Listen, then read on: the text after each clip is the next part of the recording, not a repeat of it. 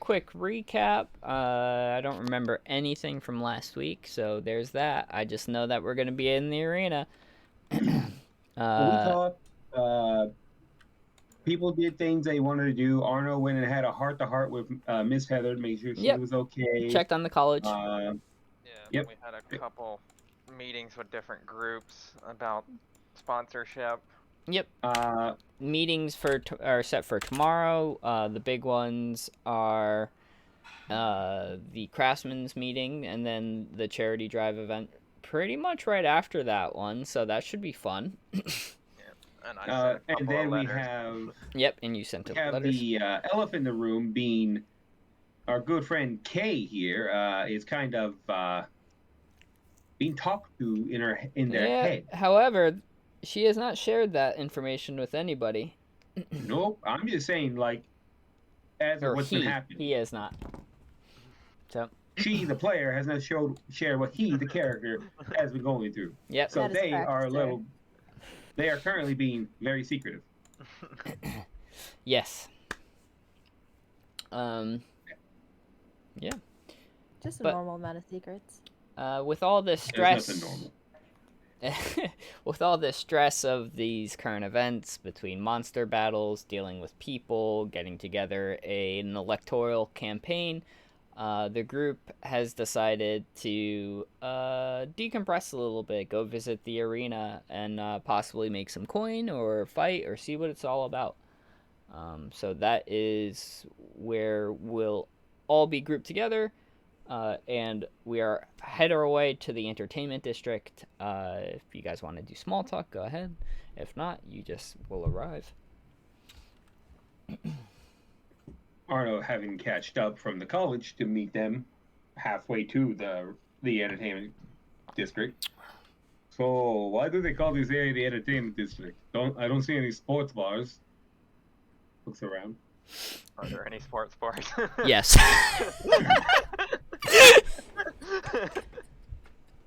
I just point. Oh, goodness. That's a sports bar? Yeah, and yeah, it's disheveled. It's like, so yeah.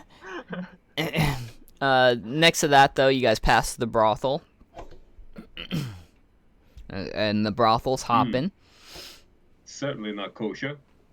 But to the right of the brothel, you can finally see, as soon as you hang that right, the new part of town that no one has been yet, and it's this giant, like, dome coliseum.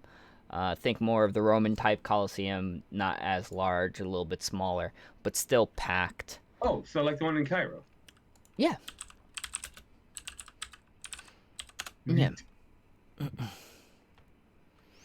So from there, there is a section right before the stadium where it says like this really crappy sign that's like barely hanging on that says like sign up here, and then behind that is like an entryway for competitors, it looks like, from what you can see.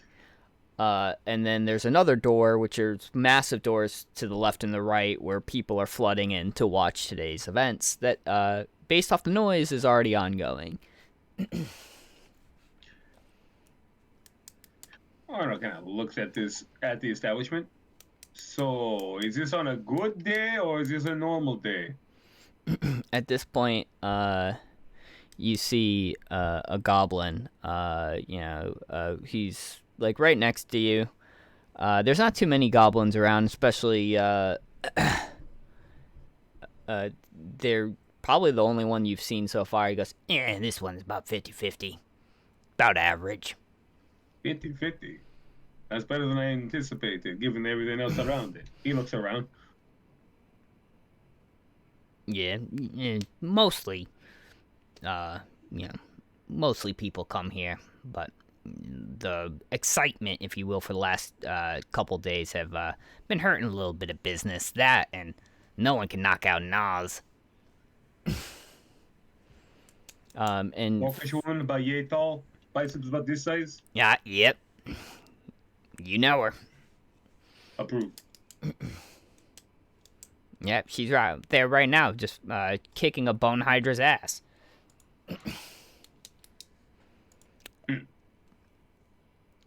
So at this point, the goblin walks in front of you to the sign-up booth, and kind of lean over and whispers to the person who's got a cloak on, so it's hard to tell any features. But then there are human stature, like at least humanoid shape. And then he pulls back his hood, and he is a human, or appears to be. And he's got black hair, green eyes, and he's pretty well maintained. And he goes, "Friends!" Walks up to this group of obviously very interesting individuals. Are you guys here to participate? We're in need of fighters. Honestly, I came here to de-stress myself, so yes. Oh, excellent. Oh. Ez is also present. I'm sorry, I'm muted because I'm still driving home. Oh, you're good. Yeah, I imagine everyone's there, so So, would you all like to fight? Do you want to fight each other? Or, normally first entrance, what we do is, we take some of the, monsters that have been caught in the tower, and, we normally will just have you fight them, until we get a feel for, how strong you are. And then, the end of the month, we normally do a tournament bracket season, for the people that have, garnered a good reputation.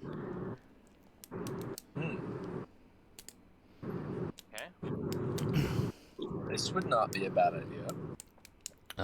So basically, and how this would go is whoever fights, based off of your own confidence, you normally will give a floor level, if you've done the tower, right, of being, I want a level 2 monster, and then we would hook you up if we've got one. More coin for well, you'll get a standard coin based off of your challenge rating. And then after that, if you win, you get more. Also, more importantly, if you can get the audience behind you, regardless whether you win or lose, you get more.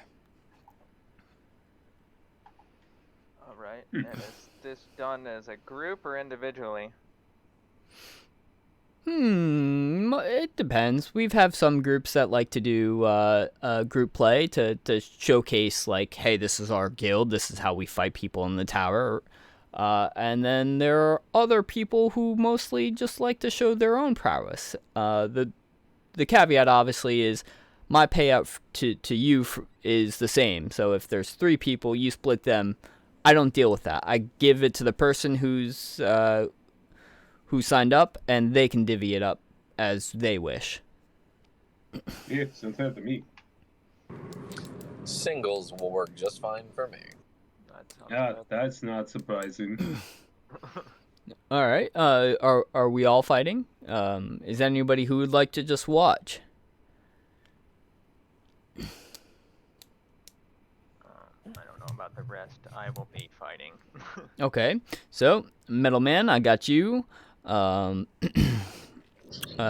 will 100% be fighting. All right, Ez, got you. Wing Boy, and looks at. Are you wearing your mask, Emiko, or no? Not at the moment, but I will be once I enter. Lovely Oriental lady, we have you. Looks to Tiefling. I'm just going to watch. All right, and you're with this group, I imagine. This is all a guild. You don't have to sit in the stadium seats. If you want to cheer on your friends from the floor, you can definitely do that. I'll cheer from the floor. That's fine. Okay. Floor seats, that's pretty good. Be careful with the splash zone. Oh, it's like you've been here before. No, I fight a lot. And what about you, mighty Dragonborn, champion of Bahamut, I'm told? I thought I stayed at the place. I thought you went. About us. No, Silver and him stayed. Ah, Yeah, he made the decision to stay. Yeah. I thought we were all I mean, going. I could No. go, but I mean, there wasn't really any reason other than the concern about us like going around when the news is spreading. I didn't really have anything I was gonna do there. All right. Every I mean, party needs a Thank pooper, that's why Kimiko, they like- invited you. Party Yeah, pooper. Tried to stress that everybody needed a night out. I Yeah, don't yeah. know if you took that or what, but I up to figured you. this was the decompress night. That's why we would all go. I think combat is not compressing for Donar. If that's the case, that's fine. But I mean, does that mean you're back in the guild hall with just Silver to guard you and one guard? I mean, that's where we were. You might have a different problem then. Death to the heretic!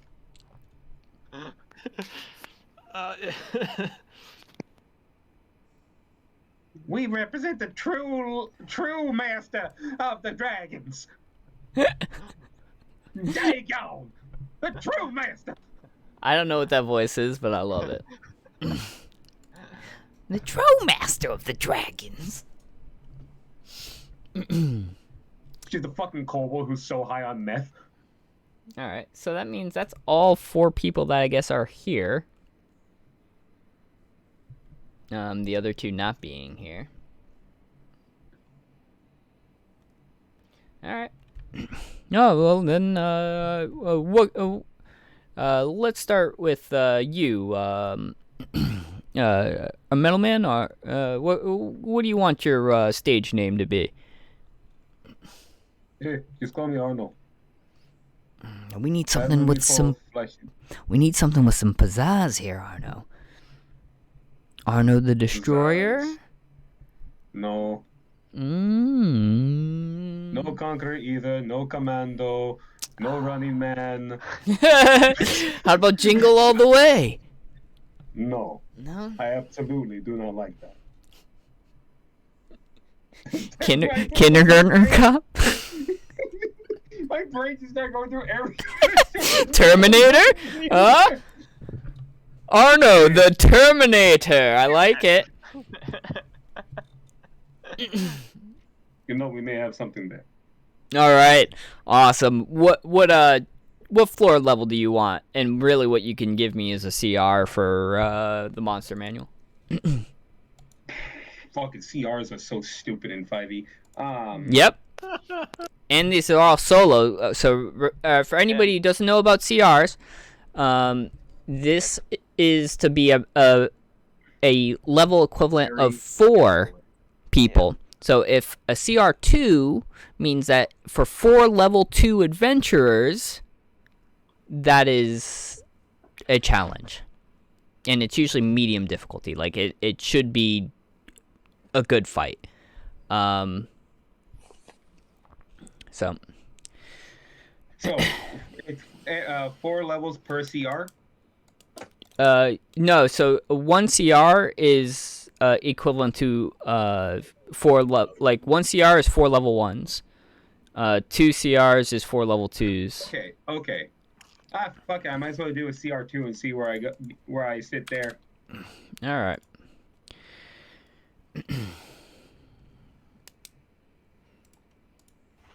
All right. Sweet. And obviously, for the rules of engagement goes, at any point if you get knocked out, most likely it's Nas who comes in and cleans up, but we won't let you out there to die. That's good to know. Also, you can tap out, but if you do tap out, I mean that's usually a pretty deduction. That's no fun in the sport, anyways. So- However, I do have one question. Mm. Will it be bad if I kill the creature outright? Oh no!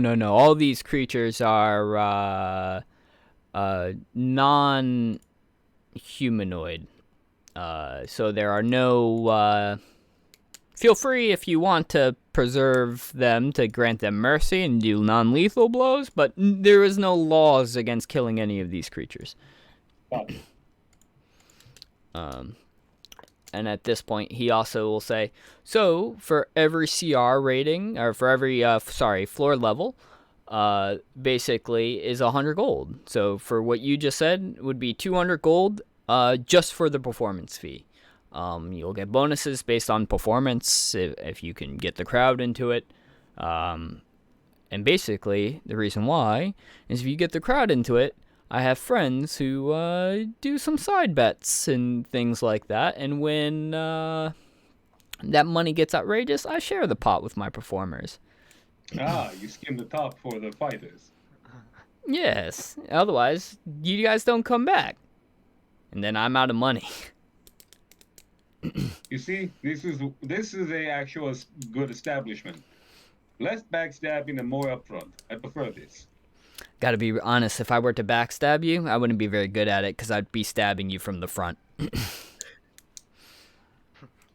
Very true. It wouldn't work.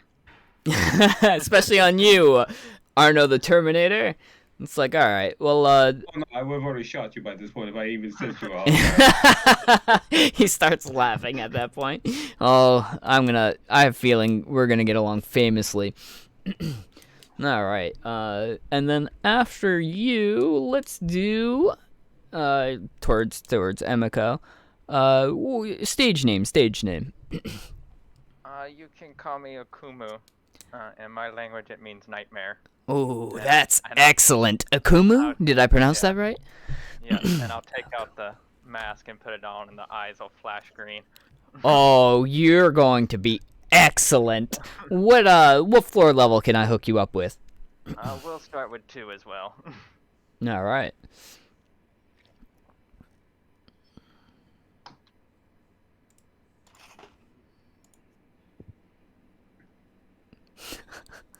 Wow, this is funny. Yours, you'll find out when you get to fight yours. I'm randomly doing these based off CR, so yours is hilarious. You know, I'm hoping that the thing that I would go up against is the entire specialty is fuck it's supposed to disease you, and I was like, oh, that's cute. It's immune to diseases. Man, be ashamed. It's gonna be fun. I'm gonna enjoy this. All right. It'll be my actual second taste of combat in 5e. Yay! Back into the unbalanced bullshit. The last 5e game I was in was completely unbalanced. That's always fun. At this point, he looks towards Ez and he's like, "All right, first stage name, Wing Boy, what you got?"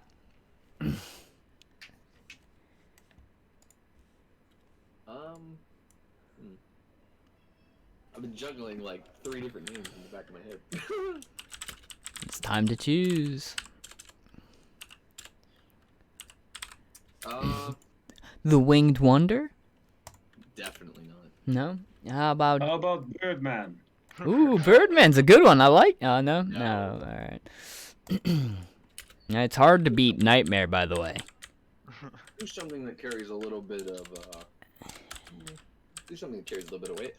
Ares the Mad. Ares. Feel like we could do better, but you know what? That's fine. Let's make a name for ourselves, and then we can, work with that. All right. What's your challenge rating, sir? I'm gonna be adventurous and go with 3. All right. I hope you don't die.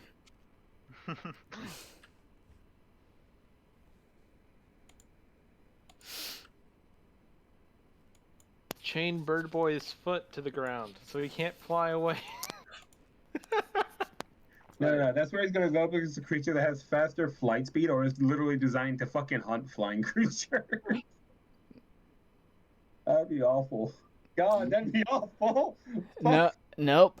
He got yeah. Oh, he got something more fun. Yeah. We'll find out. All right.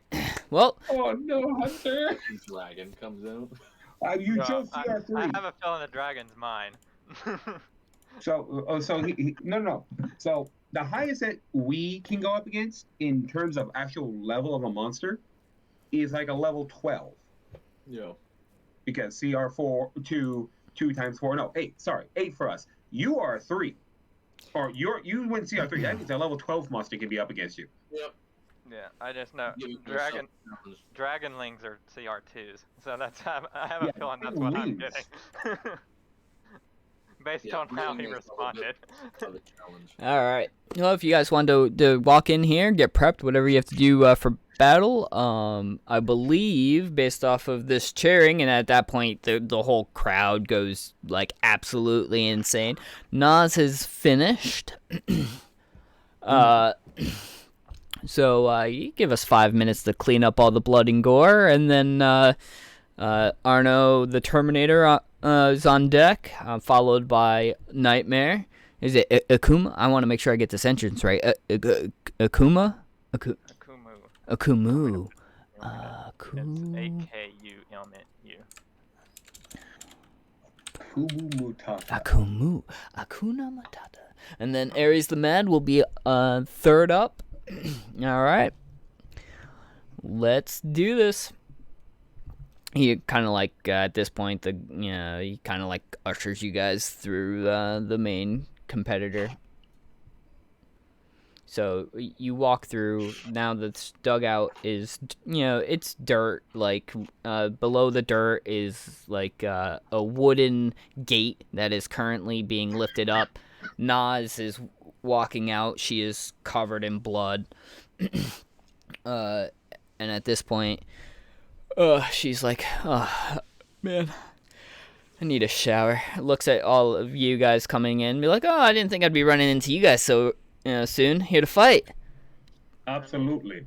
Need a little stress reliever after the past few days. Yeah, I would say so. Me especially as well. Well, hopefully I don't have to clean up after any of you guys. I don't plan on having anyone clean up after me aside the blood. He looks at you. I like you. Well, I mean, I don't bleed. Oh. I still like you though. And then she just kind of like walks away to get either wipe the blood off or whatever. At that point, the gates get lowered down, and you can see this huge like bone hydra thing being dragged away. As they are getting the area ready for their next combat.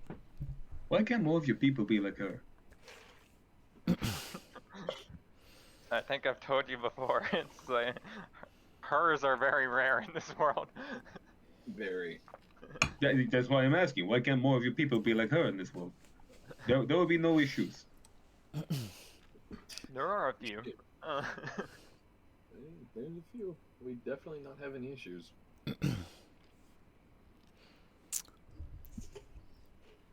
All right, so right before the announcer comes to get you, at this point, I don't know if there's anything like that would take a full action that you want to do to prep for your fight. Go ahead and do so. Let me know what it is. If you just want to get to comment, that'll work too. But do I have anything to take the full action? No, I don't. you also could do any bonus or quick actions too right before the fight. I don't have anything that doesn't just immediately go with me shooting something. Sounds good to me. Fighters are basically just let's go. Yeah. All right. I don't have magics. I don't have a rage ability. I literally have just point me at my target. All right. So at this point, the same guy that his hood was back up, he throws it back down, and the gate in front of you begins to open. He walks out first, and he goes, "Just give me like 5 seconds, and you can just walk out behind me." He just enters the arena, and he goes, "Well, we have extra fights for you this evening. We have a count 'em 3 with new coming rookies that you are wanting to see. These are unique. Now, first up on my triple threat of rookies, I have the Metal Man, Arno the Terminator, destroyer of everything.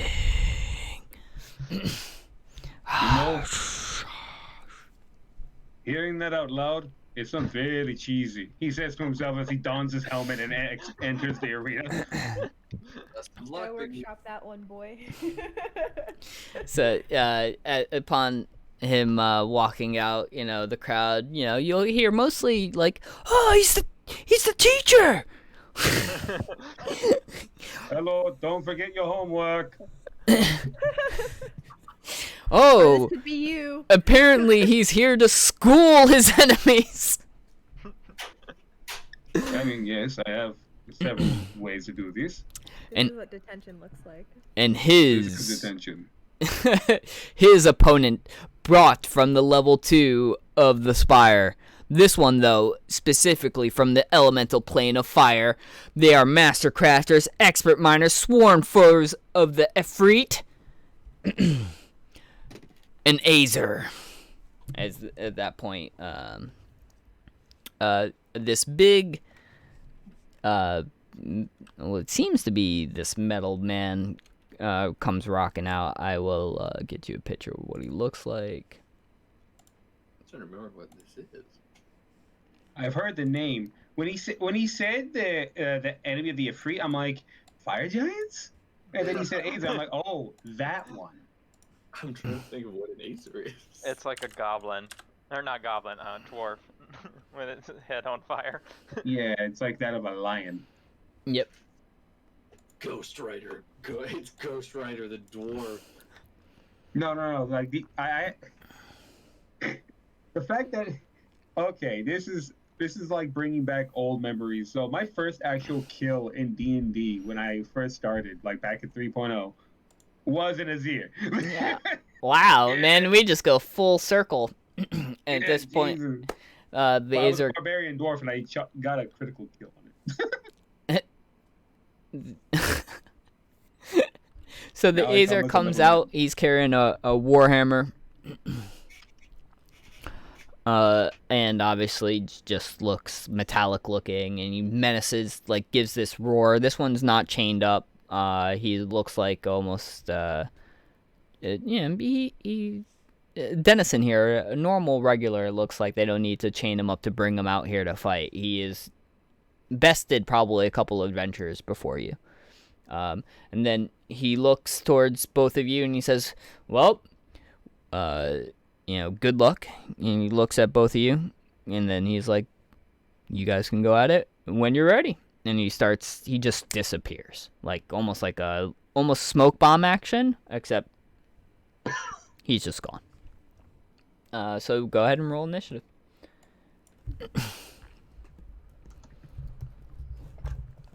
I got an 18.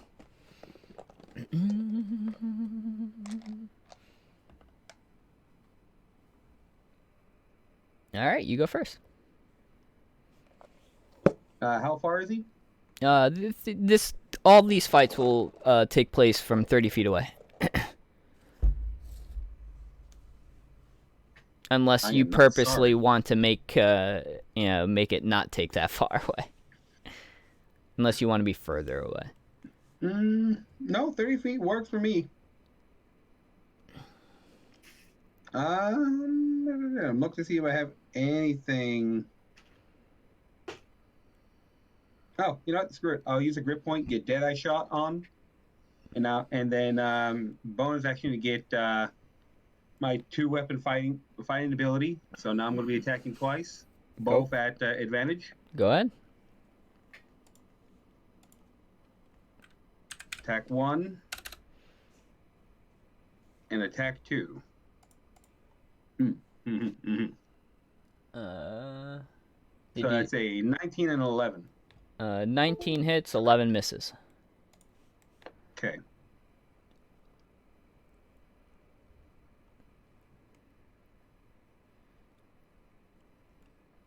9 damage. All right. Bludgeoning and piercing, if that helps. Yep. Awesome. Thank you. So one of your first shot hits, him. Looks like directly, like in the midriff. He like, and then your second shot, he pulls up. He just kind of moves, and it just misses him. He runs in to close the distance, and he will swing his warhammer at you. Only a 16. That does not hit me. All right. And once again, 2 attacks, this time not at advantage. 19 and a 25. Both hit. Are you shooting him? I have Gunner, the feat. I can shoot with nice. in melee now. Nice. Without Alright. provoking. Go ahead. I am a menace to society. 7 and 14 damage. 7 and 14. Yep. All right.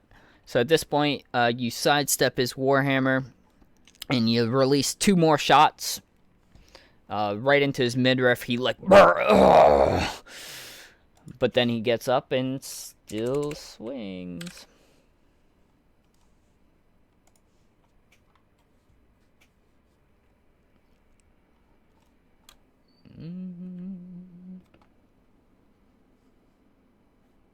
Man, 15. So That's a miss. and he seems to be just blind, almost rage as he's swinging his warhammer and keeps missing you. Go ahead. Dodging and ducking his blows, taking, like quick little back steps before entering back, point blanking into him in the chest or whatnots. Like he's showing like a display of that's a crit on the second one. Do I hit with a 17? I'm assuming yes. Barely. So 9 points on that one, and then 18 on the second shot. All right. Well, you tell me what happened because you killed him. Fantastic. So during the flurry of blows that he's doing, he just keeps swinging and swinging and swinging. Arno dodging each one, pairing with his ambushers every now and then. Then takes his offhand gun, shoots him in the kneecap, gets him to go down low, and then stuffs the barrel against the forehead. Forgive me, but this is my duty. Blast him in the head. Are you touching him? Only with the gun. Okay. You still will take 1d10 fire damage. Yeah, I forgot they have that ability. That's fine. Yeah. By the way, if you were melee combat, every single time would've you been a even lot harder. hit him with the melee one, you take damage. Yeah, that would have sucked. But you're ranged, so it didn't matter. It did not matter at all. You only took 1 point of fire damage anyway. I feel so bad for this 1d10 and roll the 1. I feel so bad for this guy. It swings and misses twice and then takes a bullet to him between the eyes. God. At this point, our hooded figure comes back, and the announcer, and it's just like, well, short work of them indeed. And at this point, like everybody's just kind of like stunned. It was over quicker than they even anticipated. And then you hear out from the crowds, "That's my teacher!" Wow! And then it just erupts into cheer. As he looks down at the Azer, and he's like, yeah, I don't think he's getting back up. No, I put a bullet right between his cerebellum. I don't know what a bullet is, but yeah, that or cerebellum for that matter. But damn, good job. At that point, he hands you he like nonchalantly in your hand is another pouch. So besides the 200 gold that you got there is an extra 100 gold. His chest plate opens up and he just tosses both bags in. And it closes. Excellent. I hope you'll be back. As I probably will. as he walks out. You know, as the gate opens for you to walk back. He goes through the gate, removes the helmet. You know, it's been about a year since I fought a whole bunch of them. Maybe I should have mentioned I had experience fighting the elementals. I was like, I kind of feel like I cheated this. Oh Eh. man.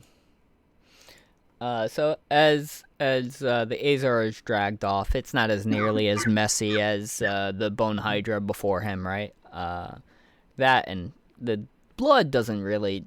If you were to pay attention when you walk in, there's dried blood everywhere. They don't care about that. It's mostly just getting the bodies and the remnants. There's even bones, thrown off to the side and stuff like that. But it get the stadium relatively quickly this time around. And then the gates open up, and the announcer looks back to Emiko. Akumu, you ready? Yeah. I'm gonna have the full cloak on with the hood up, and like the only thing you can see is the glowing green eyes underneath the hood. Oh, excellent. I'll be back in these restroom. All right. At that point, he begins to walk out, and he's like, same thing, just give me 5 seconds, and you can walk out. And he goes, By this point, Kay sees Arno sit next to him. Well, that was fun. for our next rookie, we have the mysterious Akumu. From what we hear, it brings nightmares to everyone who sees. And Akumu will be facing, and as you walk out. Yeah, I'll just kind of walk out with the hood down, and as I get out, I'll just kind of do that kind of like anime move where I just like grab the cloak and like throw it off in one move. Oh man. And draw the sword and light it on fire at the same time. At this point, the crowd has lost their fucking shit.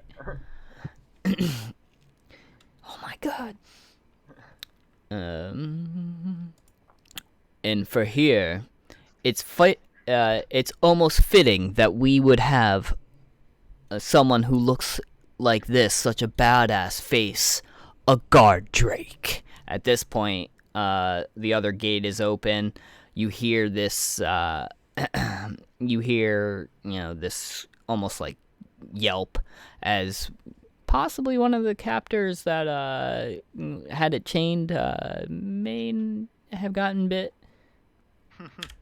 May or may not be losing a hand.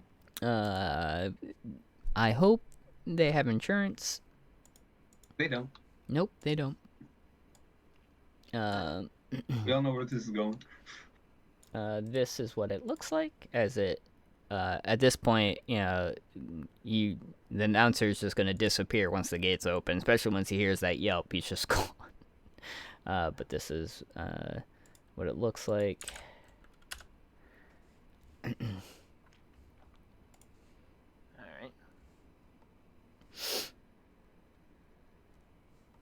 Alright. So yeah, you guys can roll initiative. That's a 3. Well, he gets to go first. Yeah, figured. I do have a negative to initiative, so I mean. By the way, when you say the Drake Guard, my brain just started making the Jurassic Park raptor sounds and barks they did. I don't know why. Just that was the noise. My brain was like, "Yeah, this is what's gonna be making it."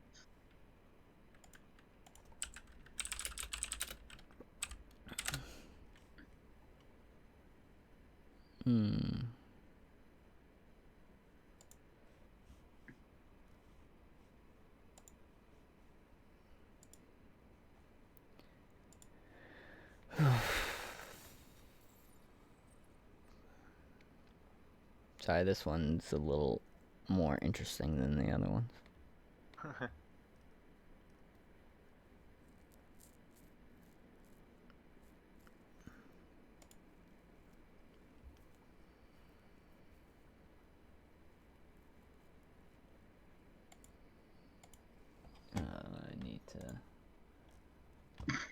that's not right. My stat builds it is not right for this one.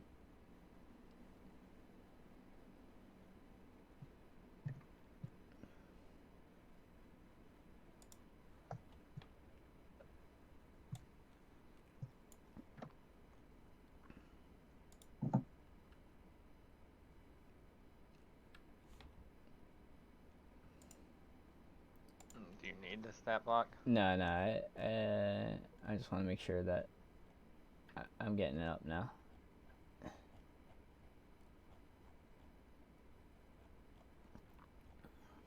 We've never discussed this, but do I get any bonuses when fighting dragons because of my training? Yes. Which would be? You can have advantage on attacks, and I'll let you use reaction to dodge. Like an uncanny dodge, like a rogue. Oh, that's nice. I'm back.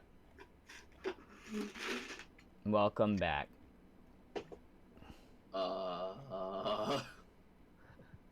Just saw where it was.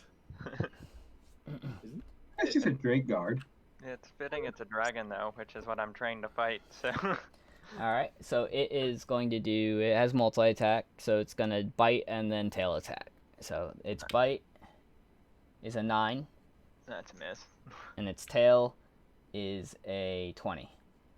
That'll hit. 1d6 plus 3, 5, 8 bludgeoning damage. Alright, well, if I get the uncanny dodge, that's 4. Alright, 4. Alright, your turn. What a lovely day. Well, I already have advantage, but I'm gonna go ahead and use Fighting Spirit anyway to get the 5 temporary HP. Do it up. So you lunge outside of its bite, right? But then its tail swings around and catches you, but not as good as it probably should have due to your training. And now it's your turn. So I'll use the Fighting Spirit. And yeah, just take a strike at it. That is a natural 20. Please don't one-shot my monster. Go for it.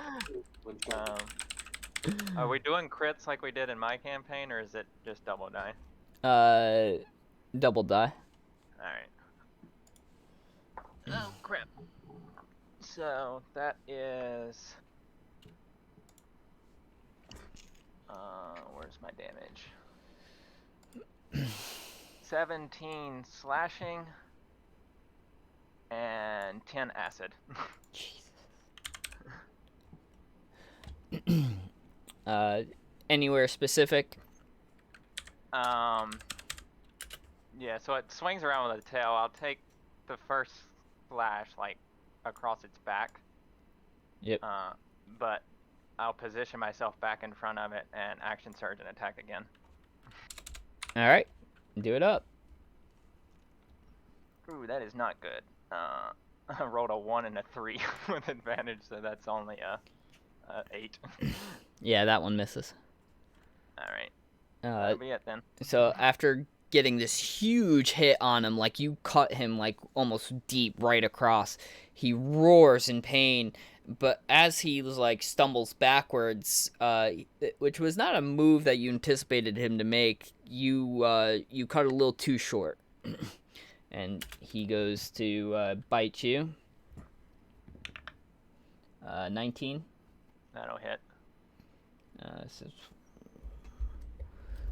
1d8. 8 bludgeoning or piercing, I mean. I guess I'll take the uncanny dodge again. All right, and and then it'll come down to tail. That one is a 22. Yeah, that'll hit. That's 6 bludgeoning. All right. And then it's your turn again. All right. Yeah, I'll just attack again. That is a 23. Yep. Or 22. Sorry. Oh yeah. That is 9 slashing and 2 acid. So 11. All right. It's still up, but it looks hurt.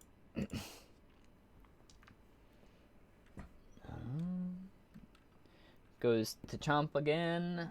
That one's only a 7. I miss. Tail. Oh, crit fail. Alright. Alright, so it's just, it can tell it's hurt. It's ragged. Its bites and its tails is so easy for you to predict that you just move and sidestep. If you didn't already have advantage, I would have give you advantage. Consider yourself 3 advantages.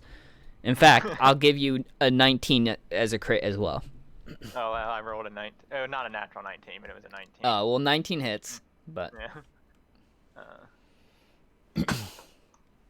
That is 13 slashing and 1 acid. Alright, you explain to me. Well, I figure on the crit fail it kind of stumbles and falls down. Yep. What I'm gonna do is like take the sword and like stab it into the ground through the tail. Step up on its back and remove the sword, and then one swift motion just cut the head straight off. Oh my god. So as you do this, the blood just shoots into the front row of the stands. And then the people there, like, from what you can see, right? You see a dwarf and a human right next to him. There's blood just trailed across their body, and they just look at each other, and they're just like, ah! And then everyone just, erupts into this cheer. As the announcer poofs back in, and it's like, Slayer of Dragons! It's like, Akumu is the nightmare of the dragons. Yeah, let's hear it. And everyone's like, and I'll pick the cloak up that's probably still just laying there and kind of like sling it over my shoulder as I walk out. Yep. And then at this point, when you pick up the cloak, you notice that they're just like before, 2 bags of gold. One is 200 and the other one is 100. Right. Not that you're hurting for money. Actually, I used a lot of my money already, so getting 300 gold, very nice. I don't know what I'm going to do with it, but... So, and at this point, he goes, the announcer looks at everybody in the stands. We have one more fight this evening, but this one's going to take us quite a bit to clean up. So let's do a quick intermission. Don't forget your snacks. But you don't want to miss this. We have a challenge rating of floor from 3 from the tower. And at this point, people are just like, oh, geez, who's going to do that? And then the gates open, and obviously Emiko walks back out. People go to the Coliseum, start trying to drag away this huge body. One of the people is an elf who apparently is the participant of probably that got bit because he's bleeding from his midsection. As he may he's have been a bad dog, but he wasn't a bad. He was a bad dog. He was a good dog. He was a good boy. You know what sucks about the guard drake is What? that you can actually, a newly hatched guard drake imprints upon the first creature that feeds it, so you could actually have It's a these. goddamn raincore. Yeah. I feel like that's what Emiko needs as a pet, given her. She needs to find one. Establishing an aggressive but yeah. trusting bond with that individual. Guard drake is fully grown within 2 to 3 weeks and can be trained in the same length of time. Wow. I need to find one of these eggs in the tower. Yeah, seriously. What floor was that? 2? Let's go. Well, I think we've been told dragons can be found on any floor, so... Yeah, I'm just technically. saying, This one came from level 2. Just imagine Emiko was like, "Look what I got." Arnold's like, "Yes, it's a very nice dog. Gets licked." Yeah, she tries to take that home. It's like, It can also be gifted from the dragons, so. The ritual created guard drake. It was Oh. originally devised by the cult of Tiamat. I guess I shouldn't be sharing this information, right? So people could actually find that out. Never mind. I didn't say anything. Well, About I what? imagine Emiko probably has a strong knowledge on this What are we talking information. about? We're just been Yeah. making jokes about a darn guard drake this whole Yeah, time. I don't yeah, understand. yeah. Yeah. All I know is I love them now. Yeah, absolutely. They're just fucking dogs. Yeah. They're literally Pretty dogs. much. And it says a guard drake can be trained to do whatever a guard dog can do. They're literally dogs. I love Yeah. it. We Yeah, need one of those guarding. Guarding, yeah, hell yeah. Just give Just it a giant dog house outside, and people are like, a massive dog? And no, it's just a guard. Guard drake just comes out. No, you just walk into the front of the guild hall and there's a guard drake just laying in front of the fireplace. The giant fucking. You want to play ball? You want to play ball? The ball's like 5 feet. Hey boy, come on, Spike, come on. Spike. You want to play ball? Here you go. Get the ball. Uh, Literally catapults it. At this point, the announcer sits down. It's like, excellent fight, excellent job. Little, messy, but that crowd loved it, so it was great. Hopefully you'll come back as well. Plan on it. Yep. And then he looks towards Ez and he's like, so, for 3 and above, I kind of have to ask this. Is there a worst case scenario? Is there like a next of kin or someone we can give your performance fee to? The only people that have any relation to me are in this room already. Oh, all right. Then I'll give it to one of you. If We shall spend it wisely. So what do you want on your tombstone? Died in a flaming pile of arrogance. You know, that sounds exactly like you. I'll actually engrave it myself. It's like, yeah, appropriate. Well, means don't expect me to go out so easily, though. I'm not saying you're gonna go out easily. But I may have to bury what's left of you in a box. A shoe box. All that's left of me will be celestial ashes. So Oh, good, then I can use a jar. And so at this point, enough time has gone by. The banter's great. The gates begin to open. Announcer guy. Mm-hmm. Make sure you duck when you announce me. All right, sounds good. Just give me 5 seconds. He begins to walk out. It's like, now, the final battle of the night.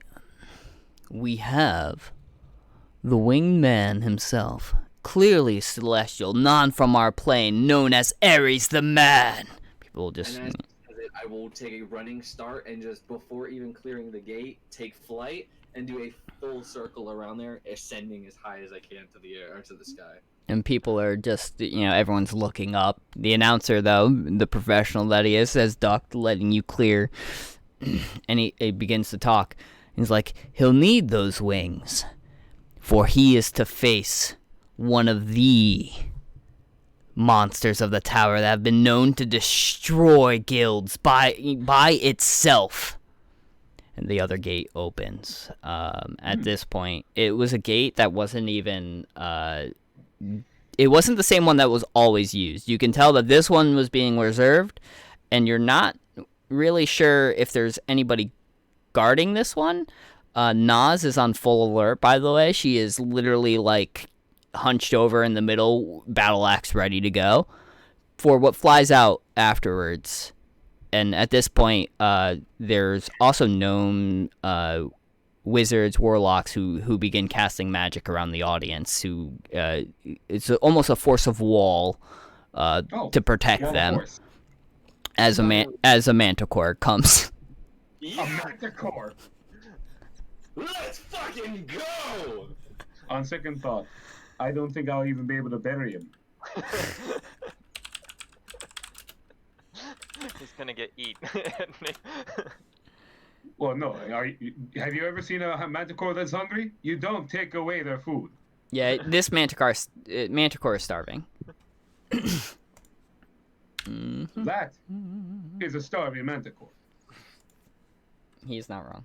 For anybody who does not know what the manticore looks like, I will be posting it in chat. I'm curious what they have as a Manticore at 5e, actually. You will see. Damn it, no! Please tell me someone Ninja Party. Scarlet, no! Yeah, Ninja Sex Party the Manticore. Please, please, please. No, not that Ah, one. I no. don't mind it, but I He did the I found Adventure that one. Time one. Yeah, that's a fucking Manticore. Got like the creepiest face. They're supposed to. They're not sweet little fucking creatures. They're not. These are creatures that are fucking evil. They're literally evil. You're right. I can't find the Ninja Sex Party therapy. I can't find the Ninja Sex Party Manticore. That one is really Whenever I good. hear Ninja Sex Party, the only song that ever pops in my head is No Reason Boner. Oh, that's such a good one. Such a classic. Yeah, I want to say that like this song plays as like the Manticore's entrance music.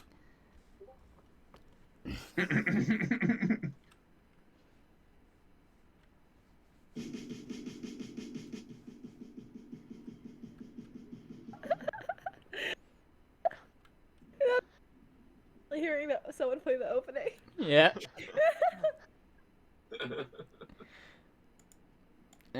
Watch out, the Manticore's gonna fuck your girlfriend. Like, Pretty much. That's what he does. Now I can't get the idea of a bunch of fucking bards doing this. Yeah, that's it. That happens, and that we have 3 bards. One is Playing the fucking percussion. Yeah. One's playing fucking a lute, and the other one's a harpsichord. No, It needs would to be make 4. sense to have a live. Yep. As he plays the Manticore's theme song. How many people has this Manticore killed already? Too many. I would say 5. Oh, that is actually quite a bit. It's a starving Manticore too. That's not enough food. No, Yeah, it's not. That's 5 over like a month's period. Yeah, that's not. This ain't. Hey, you know what? I hope the best, Hunter. All right, Cheers, mate. let's roll initiative. Luckily, like none of these things have 6s. I have a terrible. Oh, it's okay. He rolled a 6 too. What's your dex? 11. Oh, he still goes first. Yeah, it was much higher than mine. It's like a beast made to fight you in the air. I wanted a dog fight for so long. Hey, please point out, by the way, I also called it. I'm like, oh, it's probably going to be something that can either fly or be counter to your flying. And it's both. Yeah. Manticores are notorious for hunting Pegasus. Mm-hmm. Yeah. I'm looking forward A to monster in every sense of the word. Alright. Well, he's flying right after you. And he is close enough to easily... He flies faster than he actually runs. Yeah. So, he gets 3 attacks. 1 with its bite, 2 with its claws, or 3 with its tail spikes. It's going to do bite and claw. Nat 20. Oh god. Oh man.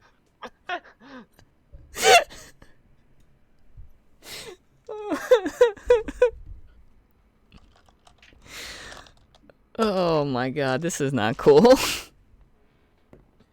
Alright, well, low on the damage. So, for what it could have been at least. That's 11 piercing.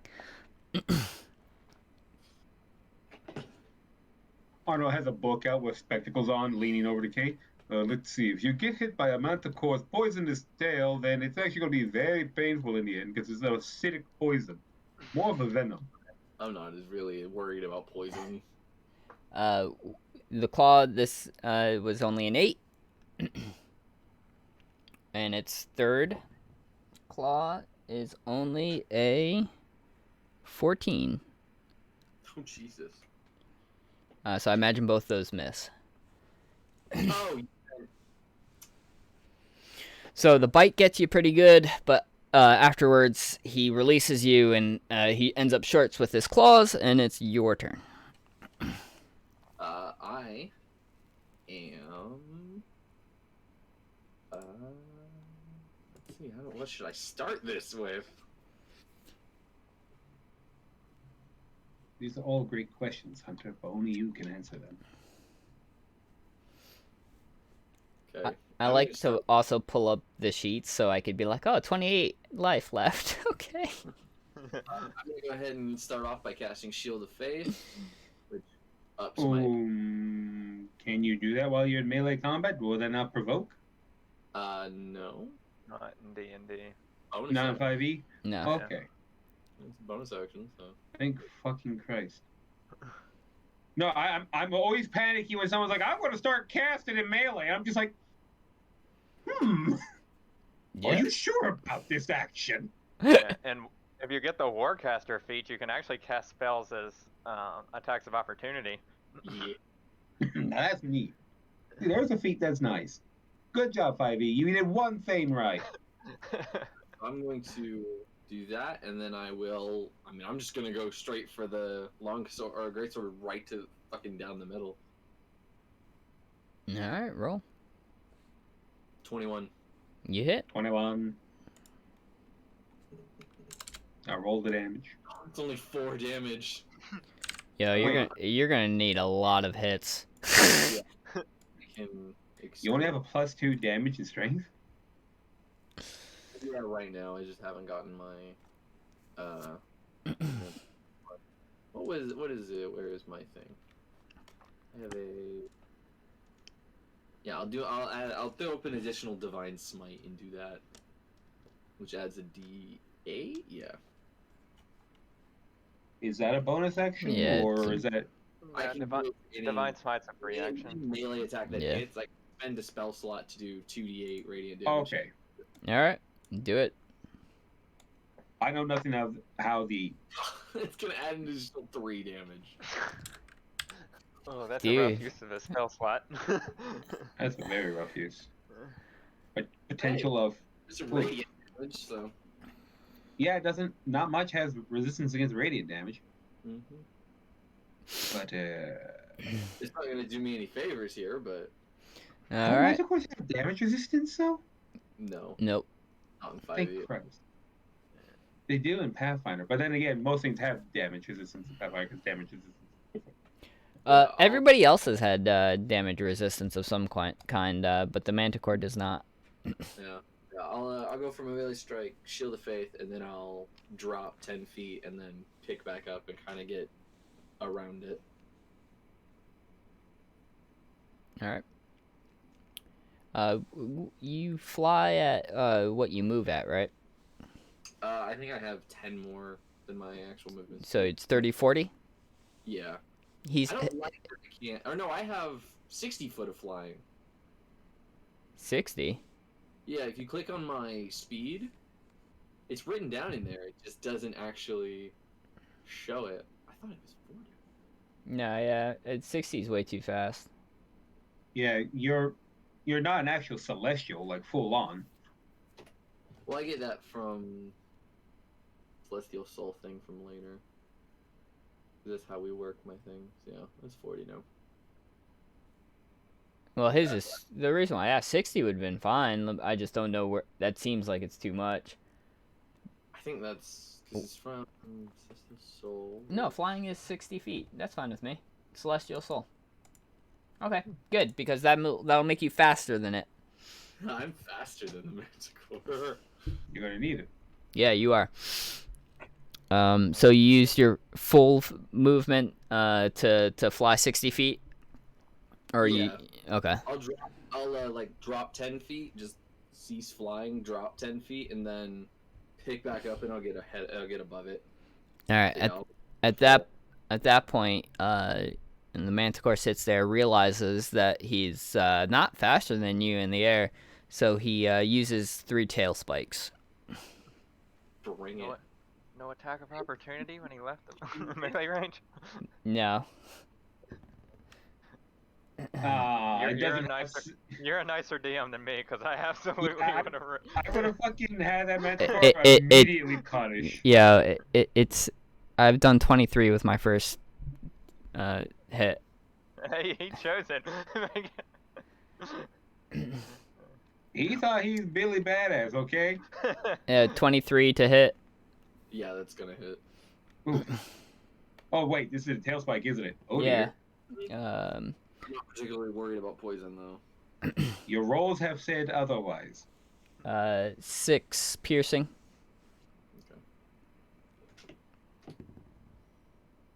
That's only a 9, so his second tail spike goes wide.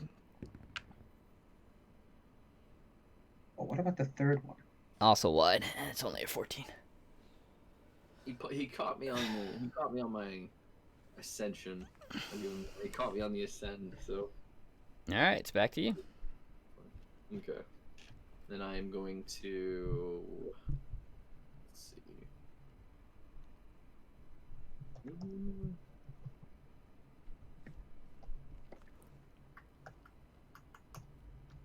Oh, it becomes the question of what I really want to do. Survive? Well, survival, obviously, but I also want to burn this fucker.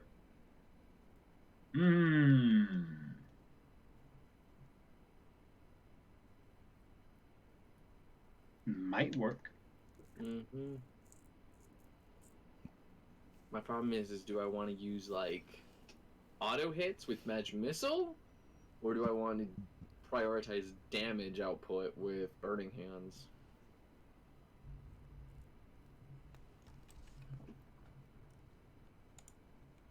Arguably, magic missile would do more, but I think what's your casting level of magic missile? And also, how does it work in this one? Do you get bonus missiles as you level up, or is it just bonus damage? It's bonus missiles based on Yeah. higher casting level. Yeah, every level past second level, you add an additional. One more missile. dart.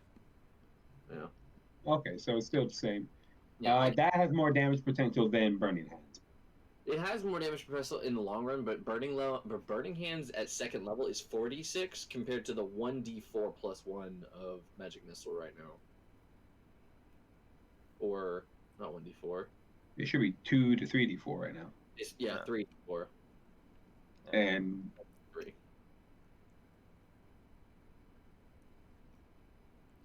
Burning Hands has a save, Yeah, burning hands is a save. Magic a missile's an reflex automatic save. hit. Mm-hmm. I guess we'll do magic missile. Yeah, I have no benefit of casting it at second level right now, so. So just the one missile? But it's 3 You get missiles. 3 missiles It's at an level additional 1. every level after second level. Got it. Yeah, so I'll just cast magic missile at first level. So that's 2 damage on the first one. 4 damage on the second. And 3 damage on the third. All right. I am not getting great damage rolls right now. And your movement? I'm a climb. Higher? Yeah. All right. Full 60? Yeah, we'll do the full 60. All right. So you're 120 feet above it at this point. It's going to fly 50 to close to 80 and shoot 3 more tail spikes at you. What's the range on its tail spikes? 200 like 50 feet. 200 no, feet. Yeah, 200. I don't think there's anywhere in the arena you can go to get away from it. Remember, the Manticore is literally the epitome of I am the apex hunter. Yeah, I know. I'm going aerial, so if I just fly higher than Hunts is. They fly at 80 feet. You think you're gonna outrun it? well, actually, 20, I can't. 22 to hit. Say again? 22 to hit. Oh my god, that first one always hits. That's all full of them have the damage same too. potential. And that's 11. 11? Damn. All right. Second tail spike. That's only a 12. Yeah, that's not gonna hit. And that is only a 14. So. All right. It's consistently rolling shite on its second and third attack. Yeah, which is it's good. the one that's gonna whittle me down though.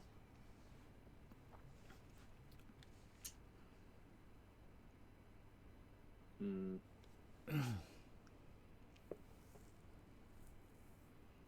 Uh,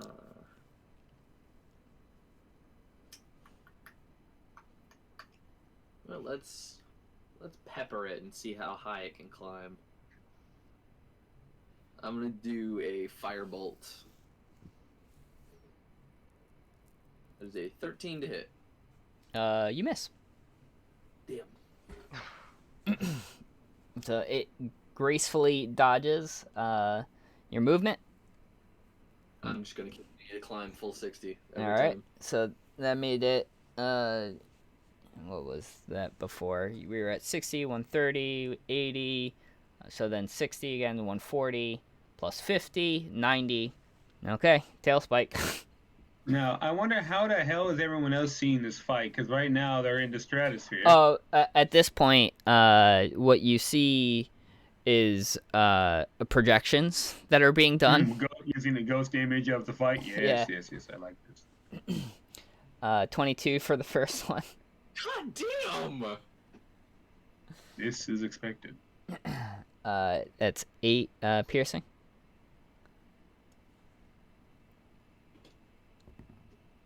Have to heal. Oh, 24 for the second. Oh damn. That is 11. Are you still standing? Yes. Okay. Barely. I guess. All right, third. Nope, 14. If that third one would have hit, I'd be falling. I'd be falling a very. Will kill you. All right, and that's its go. At this point, I don't mean to be a rules lawyer, but has he been making Constitution saving throws for Shield of Faith? oh no, he hasn't. But it doesn't matter. Oh, I completely forgot that's concentration. Yes, it is. I always forget that one is concentration. Yeah, It's one of the very few ones that don't really make sense to be concentration. yeah. I cast it last night in the game I was playing, and then immediately cast another concentration spell the next turn. Like, well, never mind. Well, that was pointless. That's why I kept not using Shield of Faith when I was playing a paladin, and I kept looking at it, and then it was like, oh, it's concentration. Well, I guess that's fucking wasted. Yeah, well, I built my druid that every spell I use is concentration, so there's no point in me even casting that. Well, at this point, you are hurt. You're pretty wounded. You see, Nas now at this point. She's crouched down low, like she's getting ready to leap. 100 feet in the air. Yeah. Well, then let's hope this next fucking attack works. You have yet to do any damage to it. I've done damage. Meaningful damage to it. But, I just imagine that Ez is having this internal monologue with Arno in his head. Arno's just being his conscience. I'm going to use my lay on hands, all 10 points, Okay. and I will also burn my healing hands, restore 14 total health points.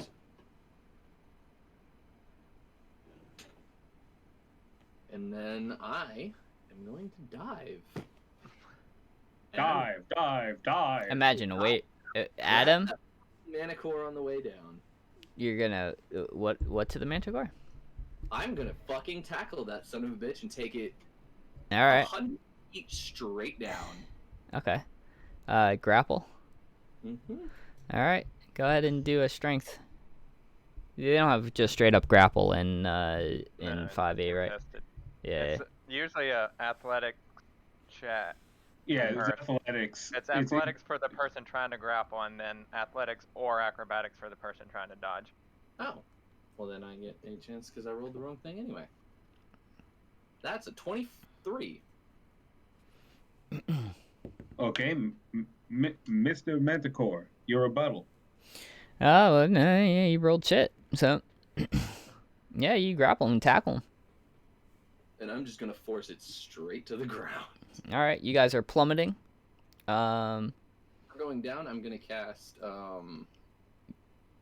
inflict wounds at 2nd level. You've already cast. Yeah, that's a lot of stuff in one turn. I haven't cast anything. My lay on hands is internal. Or does that require an action? Oh, that requires an action. Was an action though. Okay. So grappling is an action. Okay. So at this point, you guys are plummeting down. He is still able to bite. So he's going to do that.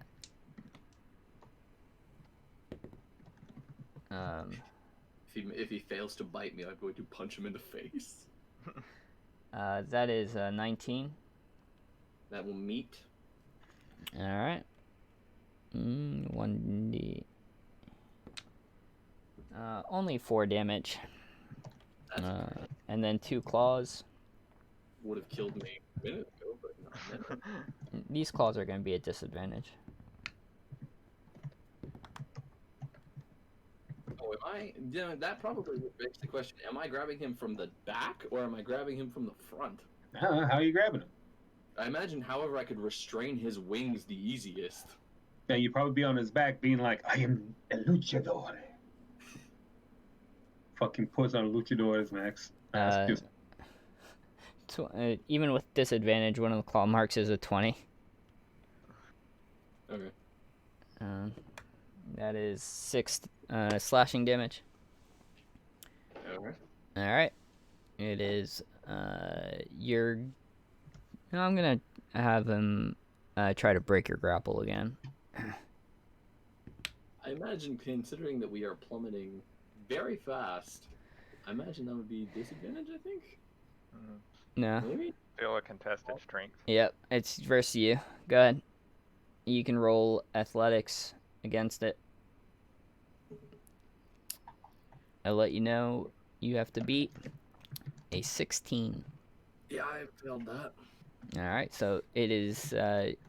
It's broken free, but it's still not away from you. Like, it's not going to use its movement to go away. It's just going to be there. Okay, but it's still like I'm still able to like. Grab Both of out. you are still dropping too. He hasn't decided to start flying up. He sees his food, so. I just heard the clever Manticore lets you take all the brunt of this fall and just last second, shoop, and you turn to paste. All right, it is your go though. I'm gonna attempt to grab its wing.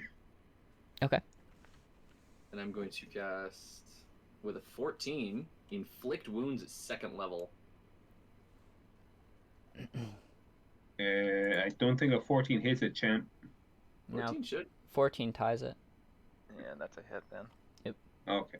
And that's 17 points of necrotic damage right into its wing. All right.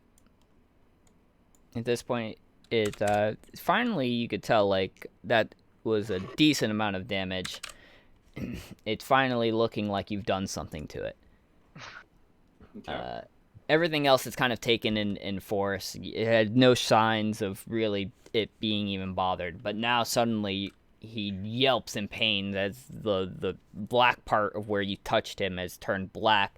He looks at you, and what used to be just ravenous hunger has now turned to anger. Fun. That should make his wing unusable now. Not how that works.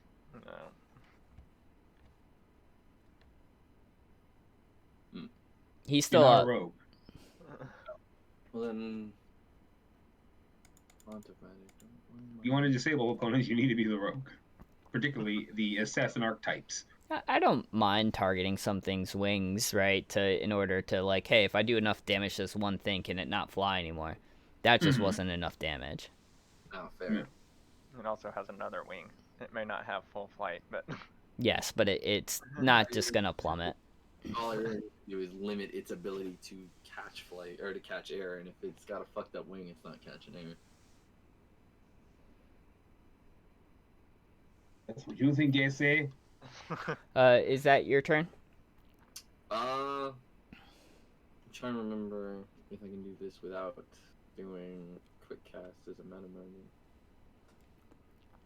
I don't think I can. I think I can. I don't think you can use sorcery points to just straight cast spells. I think you can. I don't remember though. It's been so long since I actually played sorcerer. If you're asking me, I don't think I've played a sorcerer since 3.5. So I haven't played Sorcerer since Pathfinder. So, you're on your own. Spell points. The fuck is that shit? Sounds like cancer. No,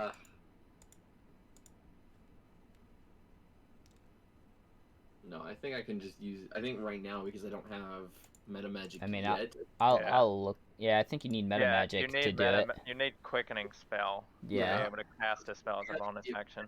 I actually needed quickening spell to do a cast with spell points or not, but Wait, are you asking if you can use the meta magic ability Quicken Spell without meta magic? Because the answer is no. no, you can't use it unless you have the feat. Yeah. Yeah.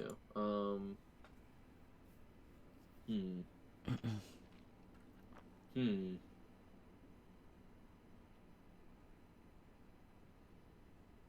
Oh.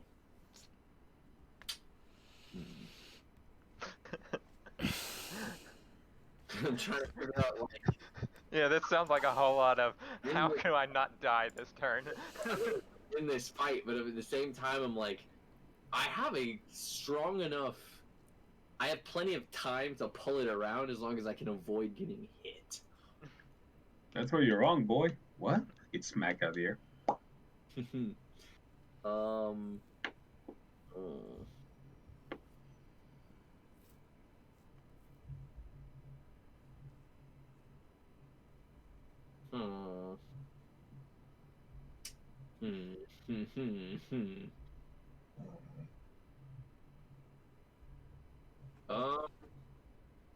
This doesn't count, does it? No, I have to use a weapon for that. How close am I to the ground? Or how close are we At to this the ground? point, you guys are about 150 feet. Only 150 feet? Yep. Yeah, remember you guys were free falling for. Yeah, that's right. And I'm free! Free flower. Okay. That's also a lot of damage if you go unconscious. You know what? You should totally just go unconscious right now and let's see how much physical trauma can a celestial body take. It's for science. Well, if he goes unconscious, it's 39 points of fall damage is how much he can take without instantly Which is dying. always lethal, by the way. And 150 feet is 15d6. Yeah.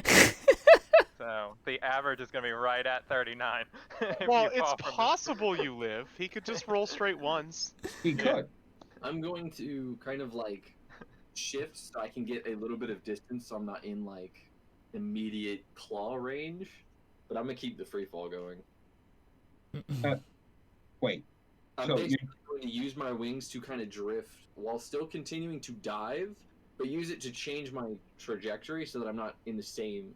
So I can veer away from it. I'm banking away from it. Okay. Now. Did you leave his? He's following you, so like you do get to move faster, but like, Are you leaving his melee range as he's following you, or are you just diving? I guess I just dive faster. All right. So you are leaving his melee range. Yeah, because if you leave his melee range, this time it will provoke an attack of opportunity. That's why I'm giving you the benefit of the doubt here. Okay, never mind then. I won't leave his range.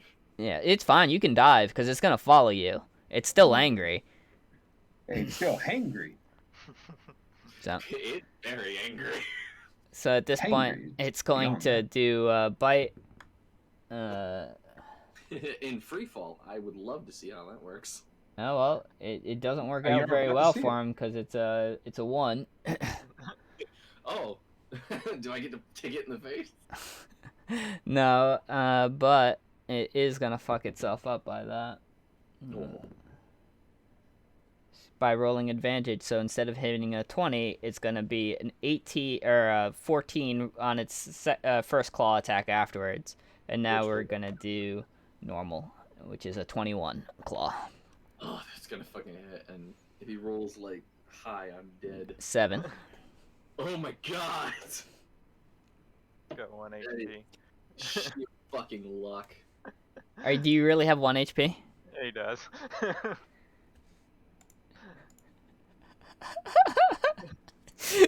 So at this point, now that you are, I would say, 90 feet up in the air, No, it's gonna attack. you see Nas, just leap into the air, and she says, "Manny, back in your cage!" And at this point, Manny just goes, and then flies back down and escapes. You can get an attack of opportunity. Yeah, It's because leaving you. Kill it. Mm-hmm. I'm curious. How much health does it actually have? You don't know. If you're curious, you're nowhere close. Yeah. Well, I knew you were close. 38. 20 something. Oh wait, really? Yeah. That's You've like, done I've done no half. damage. No, you've done. It started with 68. Yeah, I was about to say, I've done just over half, or just under half. Yep. I've done 20, or I've done like 20. 22. 22. Yeah, 20 points of damage. Yeah, I've done just under half. That'd be a third. Yeah, you did about a third, and you did that within 8 rounds. Really did 8 rounds. Yes. Huh. You don't do a lot of damage. No, I don't do. I'm not. I was trying to prolong the fight, and I didn't want to use a lot of my heavier hitting fists to keep it. I could use them in reserve. So, Reserve of what? so the Manticore is obeying Naz's command at this point. He has flown away. I will let you do as you want. So if you want to go hit him as he goes back to his crate. The odds of me killing him, I would have to literally roll max damage on a second. Yeah, just letting you know. Role playing, right? You can do what you want. Oh. But the glory's not in it now because she's already told it to get back. Yep. Mm-hmm. So at this point, he breaks away. He flies down back in there, tail tucked between his legs, as she lands in the middle of the crate, and he says, "Food's in there, bud." And he just kind of walks in there, and the announcer peers. Everyone's still looking up, even as Nas comes down. The announcer poofs back and goes, Manticore almost got another one, but I'll air brake and I'll land. But safely. Ares has managed to survive the Manticore. Will there be a rematch to see this dog fight again? You'll have to stay tuned and find out. Yeah, I will just At this yell, yes, there will be a rematch. I want that thing's head on a wall. at this point, the crowd, just stands up, you hear some clapping and stuff like that. And at this point, the announcer just goes and the announcer just hands you a bag of 300 gold. It's like, hey, good job surviving, man. Next time. At this point, he go ahead, and anybody who's there can roll a perception. 14.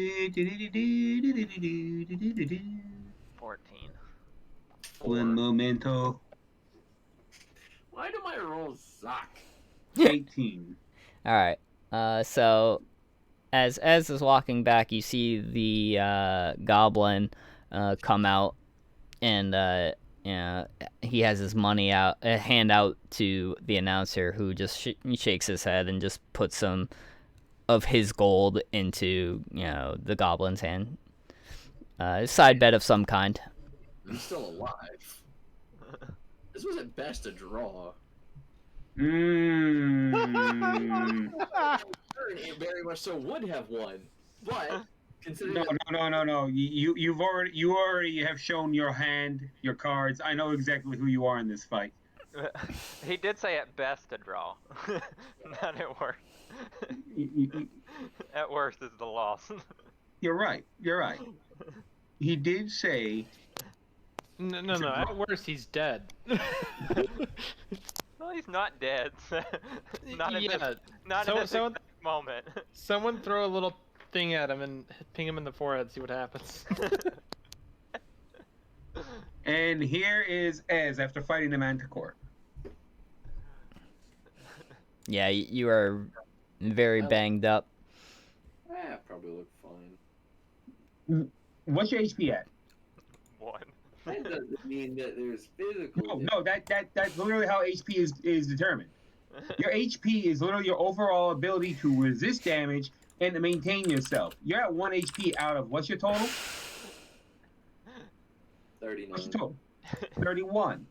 So you took 30 points of damage. You look like shit. You look like someone just came in, grabbed you, stuffed them in their mouth, chewed you up, and spit you out. That's how HP works. I know how it works.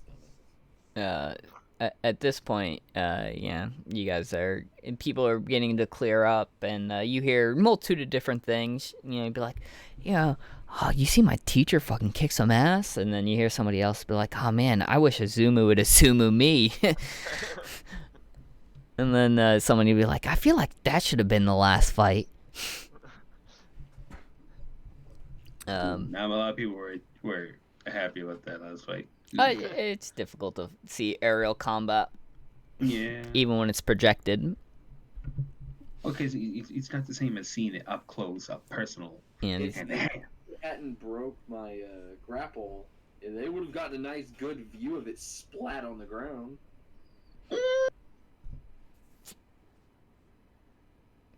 yeah, but wouldn't you also take that damage? yes, he would. An air brake right before we hit the ground. Okay.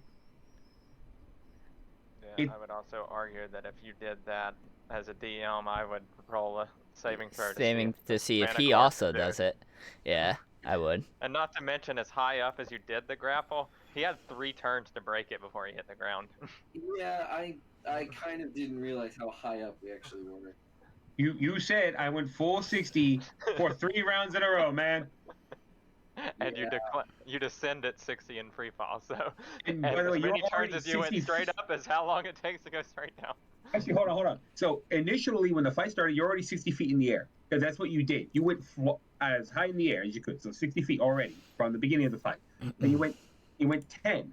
Then you went 60, 60, 60. All right. Now, so you guys are obviously free to do what you want on your way back. You guys go hit up a bar, inn, tavern, go back to the guild hall. I am fast forwarding to Donar and Silver, or not fast forwarding, but changing locations to Donar and Silver. What are you guys doing right now? That sounded so weird. What do you guys do? What are you doing? Wow. What you buying? What are you selling? Oh god, that's such a good one. I wish I could do more baritone voices. I'm a parrot. What are you selling? I mean, I didn't really have anything I was planning to do. I already talked to the guard like immediately after everyone left. Yep. So, which is I guess I should rephrase my question. Where are you right now? This is not me asking you to roleplay. This is me telling you something's going to happen to you, and I need to know where you are. I'd be at least somewhere in the same vicinity of Donar. Yes, I He's in figured the both of central you are area. together, right? Like, I just need If to know he- where well, you more are. Specifically, if he's in that like courtyard area, I'd be at least mimicking and just practicing while I'm getting angry that we didn't go to the, the arena. But if we were in a not that early place, I'd probably be sitting quietly, just polishing my shield or cleaning it or something. Well, I mean, I guess I would I would probably have gone back up, because I had been downstairs in the war room, but I'd probably go back up to talk to the guard. I forget his name. He was the one. Duncan? It was the one with like the nightsticks and stuff that beat. Oh, the basically. halfling. Yeah. That was the one I had been taught that like I was waiting for to talk to. Yeah, his Donix. Yeah, Donix. There you go. And I'd probably have gone back up to talk to him again at this point, maybe? I don't know. Alright. So Donix, right now is the only guard on, so he will be in front of your guild hall. Yeah. Okay. So, If you're in front? probably, yeah. Alright. And, I mean... In Silver, you're there as well? I would be, yeah. Alright. So Donix at this point goes, so everybody else went to the Coliseum, huh? Yeah. Good coin at the Coliseum. Looks on our size a little bit. looks to Silver, be like, yeah, you look like you wanted to go. Yep. Such a yup. You picture him like chewing on a piece of straw. Like, yup. See the corn around these days. Yeah, he also looks like he was going to be in mid-sentence, but he just stops, and then kind of like picks his head up and then stands in front of you, Donar. And he kind of motions his finger to his mouth to be quiet. Do I see what he's looking at? Go ahead and roll a perception. May I I mean, as well? Yep, both of you can. It's an eye perception as well.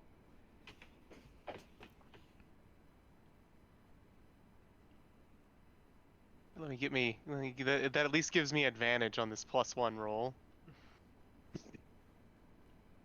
Oh, wow, 21. Okay. Nice. So especially with him having already seen it, what you do see is a wraith-like figure who is beginning to close the distance from you guys. And it's moving through the walls. It moves through that first wall across from your place, and at this point, I will allow everyone, no surprise round, to roll initiative.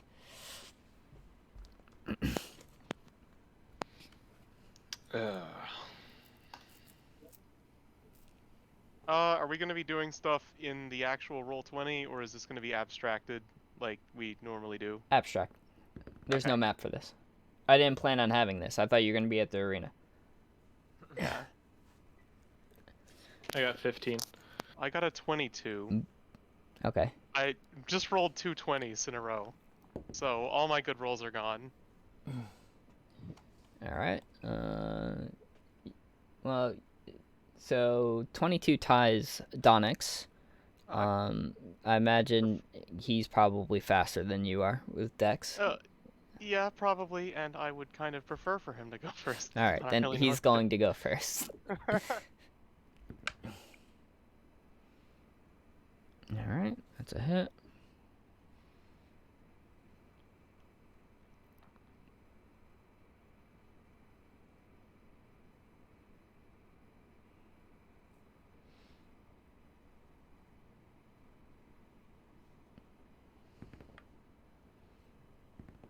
So he comes in there and he clubs him 2 times and seems to do a decent amount of damage. At this point, Donix, as he slashes, says something along the line of, "If you've got silver, use it."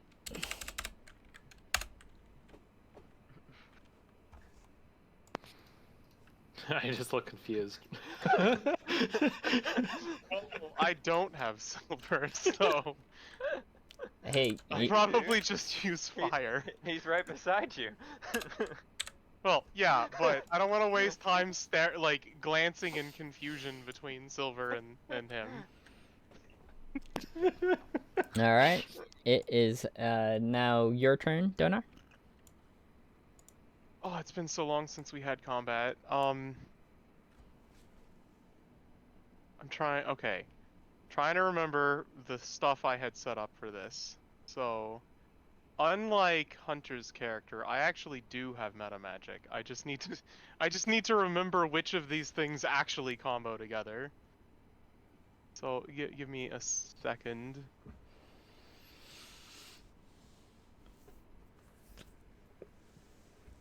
How far away is it, by the way? At this point, it's maybe 10 feet.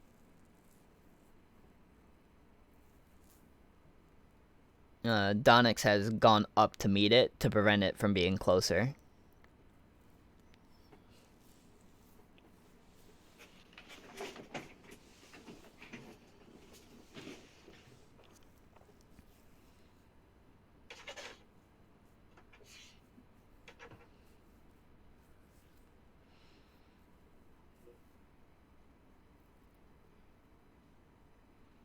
Wait, where does...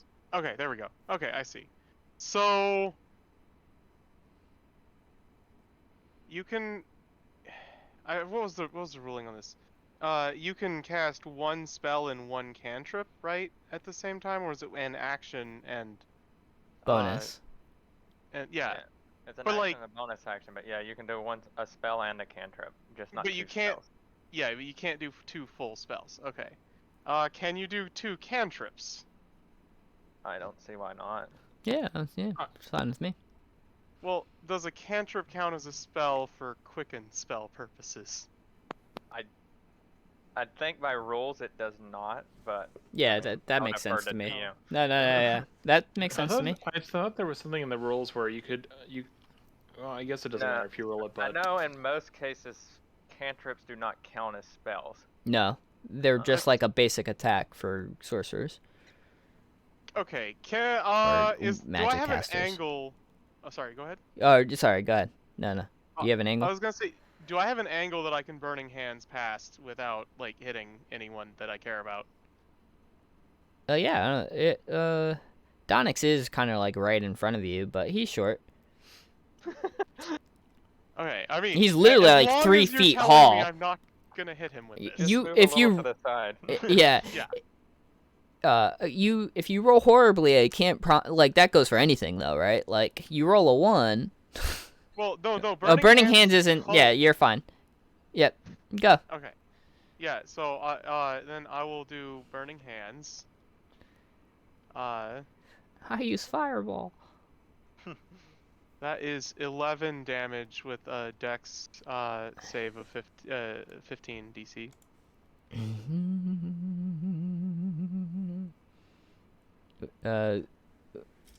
Dex, you said? Yeah, it's Dex. Okay. Well, it only got a 6, but it has resistance, so. Good thing it didn't succeed. Yeah. Yeah. You could tell that it is. Sorry, isn't that the DM speak? You can tell it's not as effective as it should be. Well, I mean, Goes like, like my only other option is to try other elements. Is there anything further Donar would like to do on his turn? Well, that was, by the way, with a quicken spell, so I will also firebolt it. Awesome. That is a 26 to hit. Nice, got it. Oh, what does it have? Really high AC or something? No, it doesn't. Oh, but I only hit with 2 damage. Well, 1 damage. yep. No. Oh, and I better record that I did the quicken spell on that spell. But yeah, that's and I guess maybe move slightly more distant and off to the side so it can't just like casually walk up and hit me, you know, or float up. Yes, exactly. Walk or float. Okay. Casually, that is. How many feet of movement away from it? You're currently 10 feet away.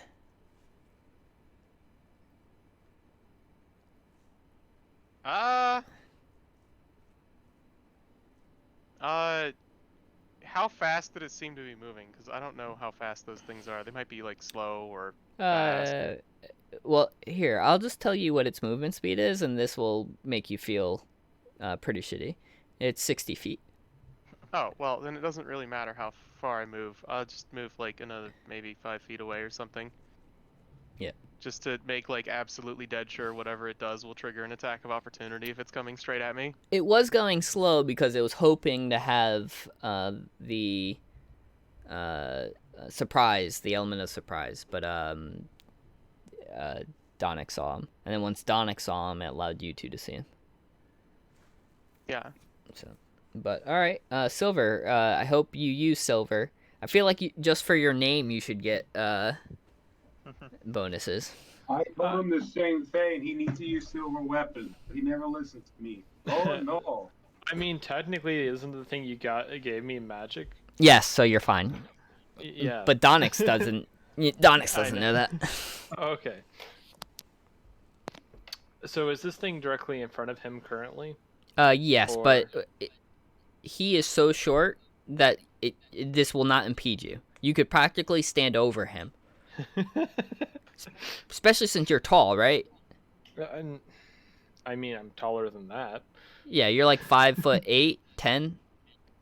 5'6". Yeah, so you're still taller than you're like 2 feet taller than he is. Tower over him. He is so minuscule. Listen here, little man. Yeah, he's like 3'2". He's as big as the shield. Yes. Fuck, how the hell do I even see him? Oh wait, I don't. Well, I would get in position to make sure that I'm kind of, if the thing moves past me at the very least, I would block it from getting to Donar, but I would stand next to-ish to Donix. And I would take a mighty swing at this thing. All right, swing away. Mighty sweet. How's a 25 to hit? Oh, it hits. That's pretty good. That's 13 damage. Nice. I'm just gonna get showed up by everybody today because I rolled really shit earlier. You rolled fucking garbage, man. That sucks. Is there anything further? I can do. I won't do anything further. Okay. It now as the so Donix. I shift after that. Sorry. All right. Donix did a good amount of damage to it, but you did more. And at this point, it focuses on you, and it goes to attack. 21. That does indeed hit. 21.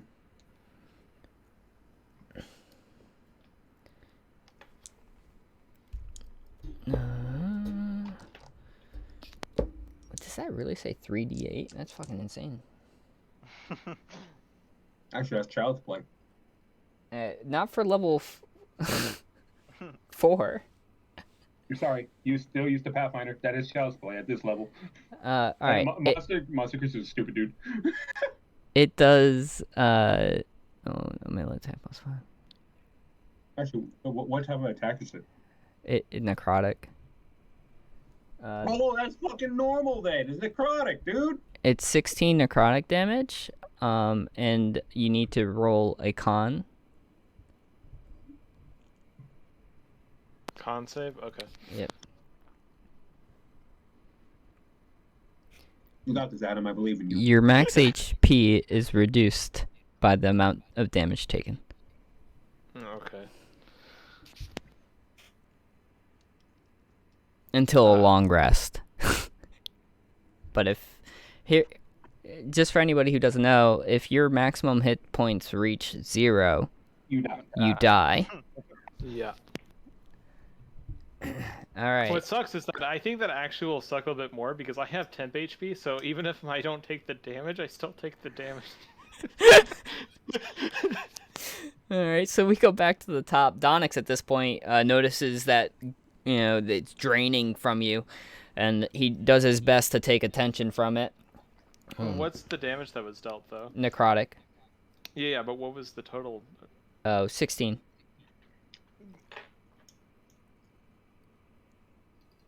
Why? I'm sorry. You can't even heal yourself either. You're still at max HP. And this is where I would heal myself. If I had HP. I'm actually half health, technically. No, you're at max health. No. I had 8 temp, and it did. Oh, jeez. So it did 8. It took your 8 temporary because that always comes off first. Yes. But then it took 16. So it actually did 24 regular damage to you. Which is as the max it can do. For 3d8. Oh, man. At this point, though, Donix, his eyes, go wide as it sees it siphoning from you, jumps up and just, takes both of his silvered swords and just swings across it, and it wails and, recoils away 5 feet. So it allows you to have an attack of opportunity. Awesome. Smack it. Does a 17 hit? Yes, it does. Good. Please kill it. How's 12? Yes. It's dead. Thank God. All right, now I have a question. Who here has taken damage from their combat so far? I know Hunter has. Yeah, I took a couple hits, but not anything significant. Well, Arno Silver's hasn't. still at max HP though, so. Technically. Okay. I'm missing health, but it's more like, again, it dropped me to half health with the Despapure damage, and then it half health me over my temp HP again. So this is bad.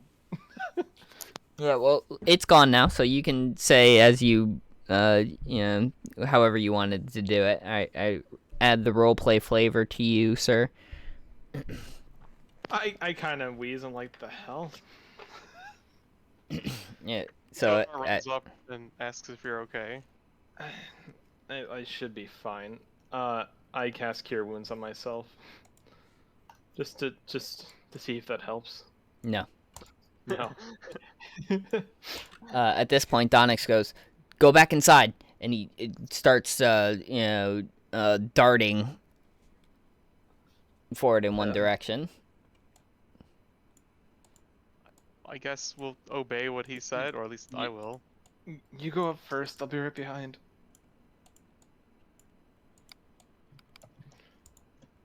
I'll be literally steps behind him as I'm just trying to figure out why I feel so shitty.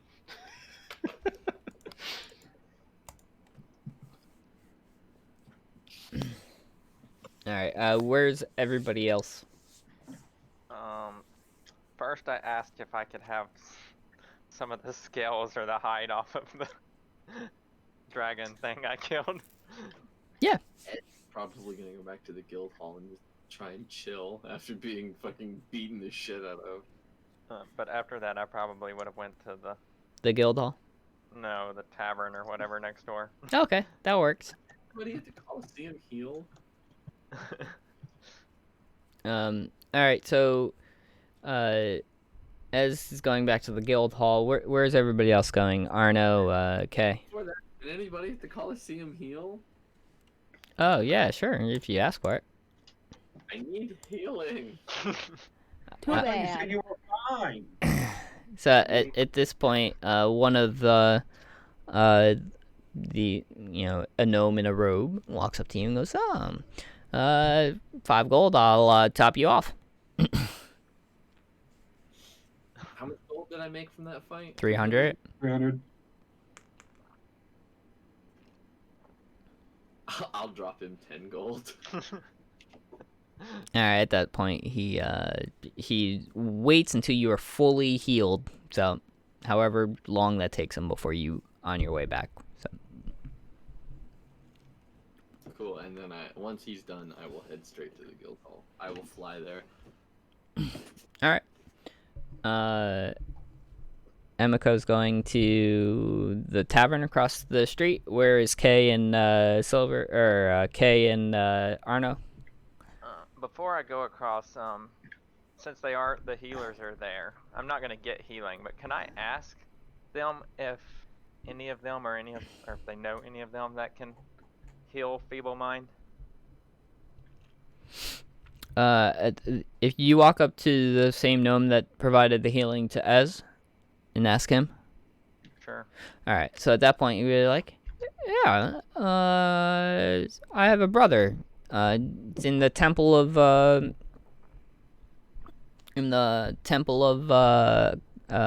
what's Moradin. Yeah, that's the one he chose. Yeah, you should be able to heal that. He heal almost everything. All right. Yeah, I'll just thank him and keep that in mind. Yeah. So yeah, I'll go to the tavern after that. Okay. Arno. K Pasa, what you doing? Arno cannot let these mortals go alone. He must chaperone. All right, you going to the tavern as well? Yep. All right. K. With the worry of being alone, he will also follow to the tavern. All right. It's dangerous in these streets. It's dangerous to go alone. Take this. Oh, that's your wrinkled thanks, dick man. again. Don't be that way, bitch. God damn it. Don't be that way, bitch. Let me introduce you to my three friends, Mr. Johnson and the Juice Crew. Dumb song. Oh man. No, it's glorious. So, Emiko, are you in your normal garb? Yeah, I'm not wearing the mask. Okay. But I mean, I still have the armor on, so it probably wouldn't be that hard to figure out who I am. No one cared who I was when I put on the mask. So as soon as you guys walk in, you hear someone go, "Oh, Teach is here! Put him on my tab. He's on my tab." He looks over. And what you notice is what appears to be the barbarian who couldn't read. Ah, you. Yes. How you doing? Oh, man. I knew going to the college was a good choice. Seeing you fight out there, we're learning from a pro. Good fight, Teach. I dabbled in dealing with elementals before in my lifetime. Mentally fucking remembering the combats he's been in. Dabbled. And at that point, he's just like, hey, there's a spot with us. You guys are welcome here, or if you guys want to chill by yourselves. I mean, we're out for a night on the town, so let's join them. And then he looks at Taker. Were you Akumu? Yes. Holy shit, that was fucking awesome. And he's like, yeah, no, definitely on my tab. What are you drinking? Yeah, I'm not gonna get, like, hammered drunk, so something light or what. It's just an ale then, right? Like, yeah. Alright. Maybe some mead or something. She did. She's already beat someone in the drinking contest since she's been here. But Yep. So at this point, looks towards Kay and is like, oh, what are you drinking as well?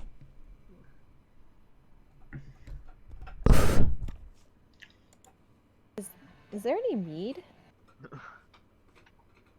Is that like a... It is a tavern. I'm assuming they would have mead, a very common staple. I guess the equivalent he had at home, kind of not really, would have been like plum wine.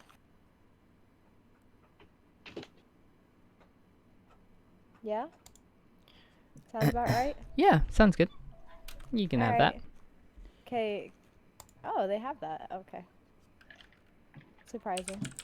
But alright. It's probably using desert plums. Ah, yes. Those.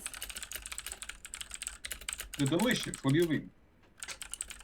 At least according to my senses, it's supposed to be delicious. His eyes glow. Yes. Kay just nods his head. All right.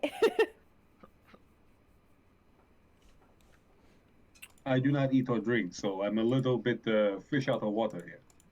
You don't because you can't, or you don't because you don't want to? Yes. Points at his Okay. mouth. My mouth does not move. I have a question for the DM. Is sake a thing in this city, or is that not important? There is sake, not at this tavern though. Well, I wasn't specifically looking for it anyway. She was actually thinking of more business ideas. Yes, it is very costly here to have it imported. It is on the richer side of town. You can order sake. Just start a distillery in our basement. Yeah, rice wine is not that difficult. No, you just need to learn the fermentation process. Well, I'm sure she grew up around it.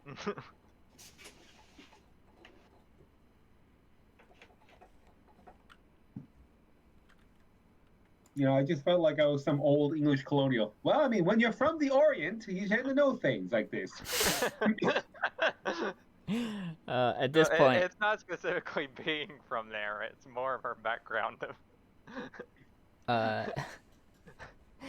as you can roll a perception on your flight back.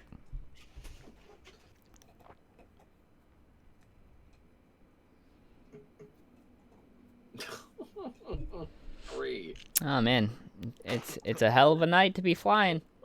I'm gonna stop rolling new D&D Beyond. Why do you think I stopped? I'm gonna go get my metal dice. I'll be back. Okay, let's use the roll 20. It's right there, and everyone can see it.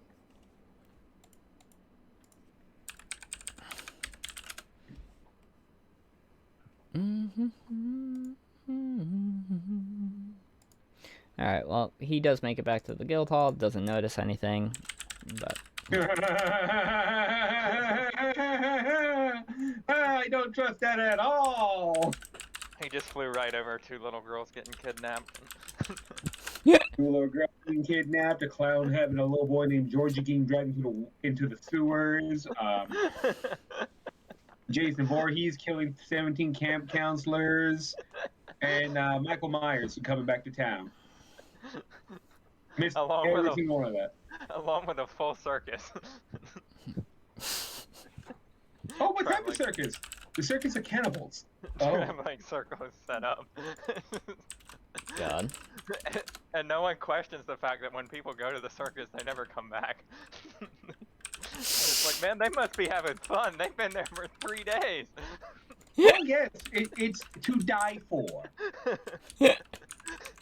Yeah, it seems the ringleader keeps using that line over and over again. Ladies and gentlemen, boys and ghouls, step right into my theater of pain.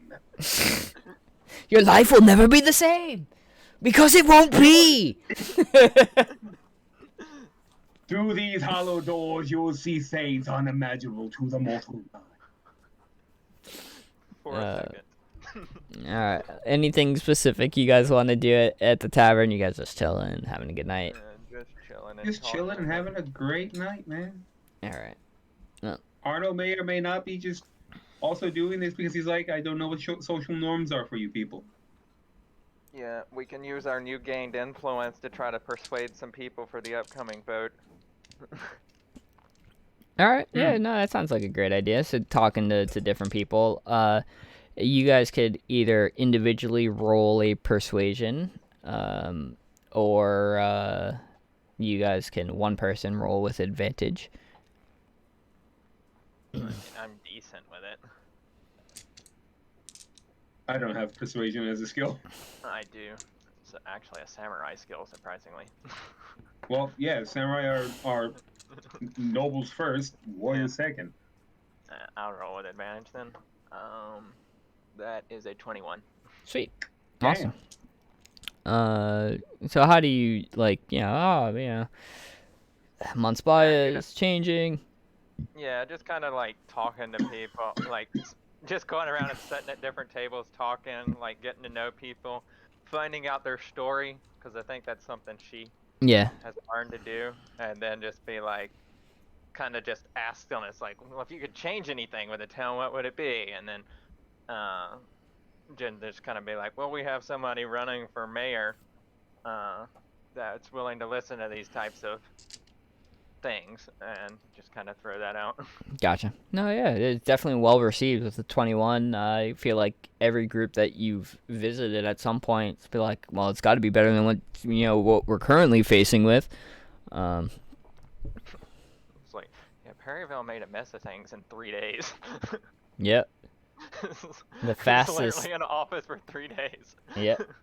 And yet everything went horribly wrong. So yeah, at that point, you feel pretty good about it. It's like when you have multiple political enemies, things kind of get fucky. Yeah, and then at this Especially point, when, yeah, when you're doing it for non-political reasoning. yeah. So Ez arrives back to the guild hall at the same time that Donix is comes back, and Donix walks into the guild hall to find Donar.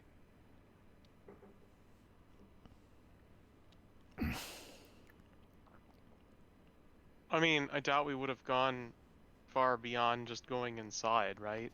That's up to you guys, The door right? is a pretty good choke point. Yeah, I that's guess fine. we could have gone underground, but you said that other thing was passing through walls or something, right? Yeah, that was a wraith, so it could pass Going through walls. underground seems like a really stupid and potentially suicidal move in this situation. Yeah, I would have said stayed close to the doors, probably. Yeah, I imagine we're chilling pretty close to the front door. All right, so as soon chilling. as Donix walks in, if Ezrath is back, you're right behind right behind him. I'm right here. And Donix goes, I couldn't get a good look at whoever sent that wraith, but whoever it was, they did have a defining feature that I was able to at least catch sight of. They have a tail. Am I arriving right as this conversation is happening? Yeah. And I don't mean a furry tail. I mean a tail look like a demon's tail. Does Kay have a tail? That's up to Kay. I don't think she does. Kay does, yeah. I Oh. confirmed and Okay. said. Oh, my bad. Yep. It's okay, no one listens. It's fine, it's whatever. I mean, It's just your character. Yeah, I mean, Yeah. most tieflings have tails. That was why I was. Yep. Unless they standard have tiefling. the. He got some fangs, he got some horns, he's got a tail. No wings, because that's a variant. It's also fair. We don't like variants around here. We don't like your kind around here, little missy. I'm a man. Human. Call yourself what you want, missy. You look like a fairy. But Donix looks and says, not too many people, at least, we've got, Monsiva's got a lot of stuff around here, but tails are usually, pretty defining. Ez just walks in the room. I heard some mention of demons and tails. What's going on? When we were just attacked, someone sent a wraith after us. Or after, looked like Donar here. Oh shit. Everybody all right? Hey, That's the Donix. most chillest response I've ever fucking heard. Donix Oh looks. shit! All right, man. Hey, how you guys doing? You okay? He is on the brink, or was on the brink. He's That- had a bad night. Donix looks to Silver at this point, and just doesn't say anything. But he's just like, we managed. Just sigh. He's not gonna out you. Man, that's Noticeably cool. wheezing. Could we do a divine sense? Oh, go ahead. And so, upon using Divine Sense, both Silver, or you're neutral aligned, right? You're not good. Correct. But Donar, you are good aligned, aren't you? nope. No, neutral. Sweet. All right, then yeah, you don't sense absolutely anything. Good, neutral, celestial, evil, fey, nothing. No fiends, nothing. Mm-mm. Hmm. It's 200. Is it 200 feet? I think it's 60. God, I wish it was I think 200. it's either 30 or It's 60. It's 60. Either way, it doesn't matter. I If fucking wish 200 it was- feet was a no, so they'll tell you 60 feet's a no. Can we make it 200 feet? Yeah, So if you're Keep an training with angel- it.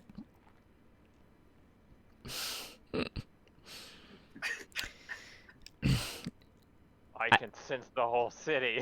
I imagine that wouldn't be useful though. No, it wouldn't be because It's the like, such there a sensory overload. Like, there are 6,000 good aligned people in this city. I counted them all last night. when But I there are laid down. 30 evil ones out there somewhere. I feel like that's the equivalent of looking at a popcorn ceiling and counting every popcorn. The second like a demon or a fiend or any evil aligned things entered the city or came out of the tower, I'd know. Yeah, like imagine doing that, and you're just like totally overwhelmed. You're like, I can't handle all the input. And that's And Donar's exactly like, what I yeah, would be. Yeah, well, I close my eyes and I can't stop seeing. Welcome to the club. I was like, yeah, you get used to it. You don't like Bahamut's gift? 60 feet of pace. So that Oh, would be no, it's quite useful. How far is your blind sight? I think it was like 10 feet. Oh, mine is too, so I'm right there with you. Or will be. Yeah, the way that we're RPing it though is like he has vision even when he closes his eyes. Like actual dragon vision, like sees. Yeah, mine's blind sight. I Yeah, know you where just everything is. yes, you'll just know even if your eyes are closed. Yeah, mine will be using other senses to determine where everything is. Yeah. Literally, you're training yourself to do it, whereas this guy Yeah. just, I do it. so My- stop the. Did you kill the right? Yes, it's been killed. I can't claim credit though. Silver got the killing blow. Well, how do you kill which is already dead? You're not there, I know. He flew back. I'm just saying. I'm just here going, well, how do you kill what's already dead? As his internal monologue is still going. How do I turn this off? What is this? A Nah. conscious? Who asked for this? You did. For some reason, you decided to use my voice, my personality. Critic in the back of his head, It- always watching. It's funny too. Is I like to imagine the good shoulder fairy and the evil shoulder fairy, right? But they're both Arna. You know, we could actually save up a bunch of gold, give it to the local orphanage, or you can go buy booze and poison, or maybe try to make that smuggler cap you tried to do again. We just find out that Arno placed like some kind of microphone. Driving fucking you crazy. He's just I keep hearing Arna's voice no matter where I am. Oh Yeah, my it's a god. bit strange, isn't it? So at this point, the tavern's winding down. Nothing else happens that night. Donix, though, does alert Duncan downstairs of what's happened, so both Duncan has woken up for the night shift.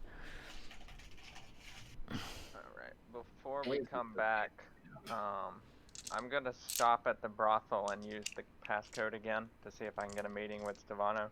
Oh yeah. Oh, Do you remember the password?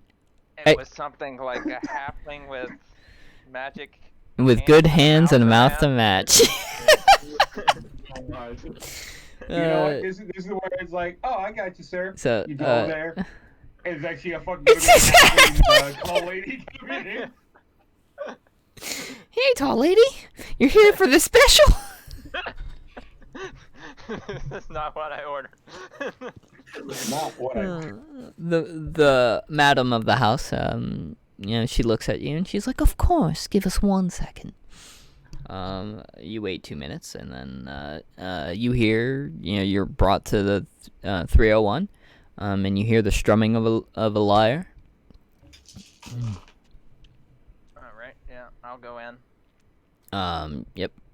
And, you know, Stefano's sitting there on the bed just tuning.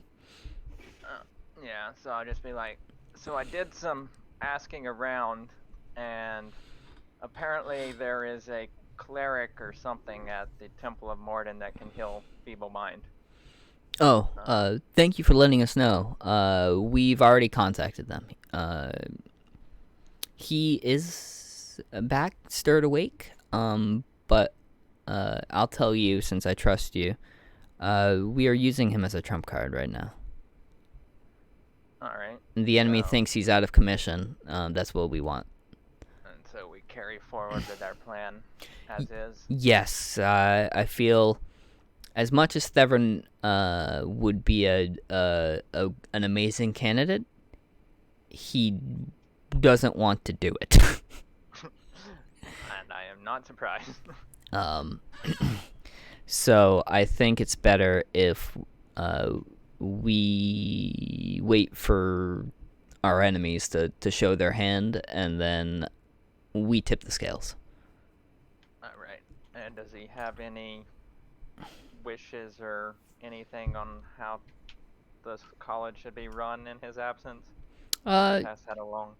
Yeah, he basically he would like classes to obviously start again, but obviously he can't run them. I did tell him that you tried to step in at one point, and that with Arno's teachings and reworking some of the classes would be greatly appreciated, but obviously if you guys can't do it, then a week or so of his absence wouldn't be the worst thing for the college. Well, I'm afraid I cannot teach magic classes. If somebody wants to learn how to fight with a sword, I might be your person. Well, I honestly, in my opinion, Devon doesn't care what's taught there, as long as it's something of knowledge, right? He is always with a book. It doesn't necessarily have to even be magic based. Or a book. True. At that point, he's just like, but yes, thank you for letting us know. I'm not gonna. We've still been following you.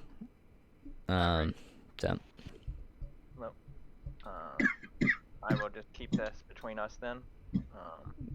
Yeah, the less people that probably know, depending on who else gets surprise demon nap. Huh? That wasn't a question. I was telling you I won't tell anybody. Oh, good. Well, thank you. All right. Yeah, so I'll just leave. All right.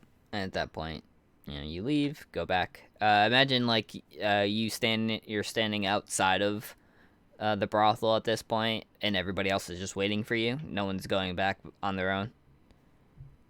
Correct. All right. And then 3 of you will go back. At this point, when you guys reach the guild hall, you see Duncan and Donix standing in front. And Duncan's yawning. You can tell he's... welcome back, guys. Good night. Pretty good. Made some money. Coliseum. Yep. Man, I wish I could have watched it. Looks over to Donix. I'll just toss him one of the scales off of the dragon. It's like, here's a souvenir. Oh, I'm gonna make this a necklace. And then I'm just like, wouldn't advise that. Donix at this point just so you guys are aware, during your absence, someone sent a wraith after either probably Donar. Let's not lie here. We managed to repel him, and I chased the pursuer, but I wasn't able to catch them. And the pursuer had a tail of a demon. I'll just like glance over at Kay, and it's like, well, he's been with us all night. But did it look like this? He holds up the tail of Kay. Yeah, actually it did. Same complexion and everything. Do you have a twin brother? Or sister? Shakes K. You must tell us now.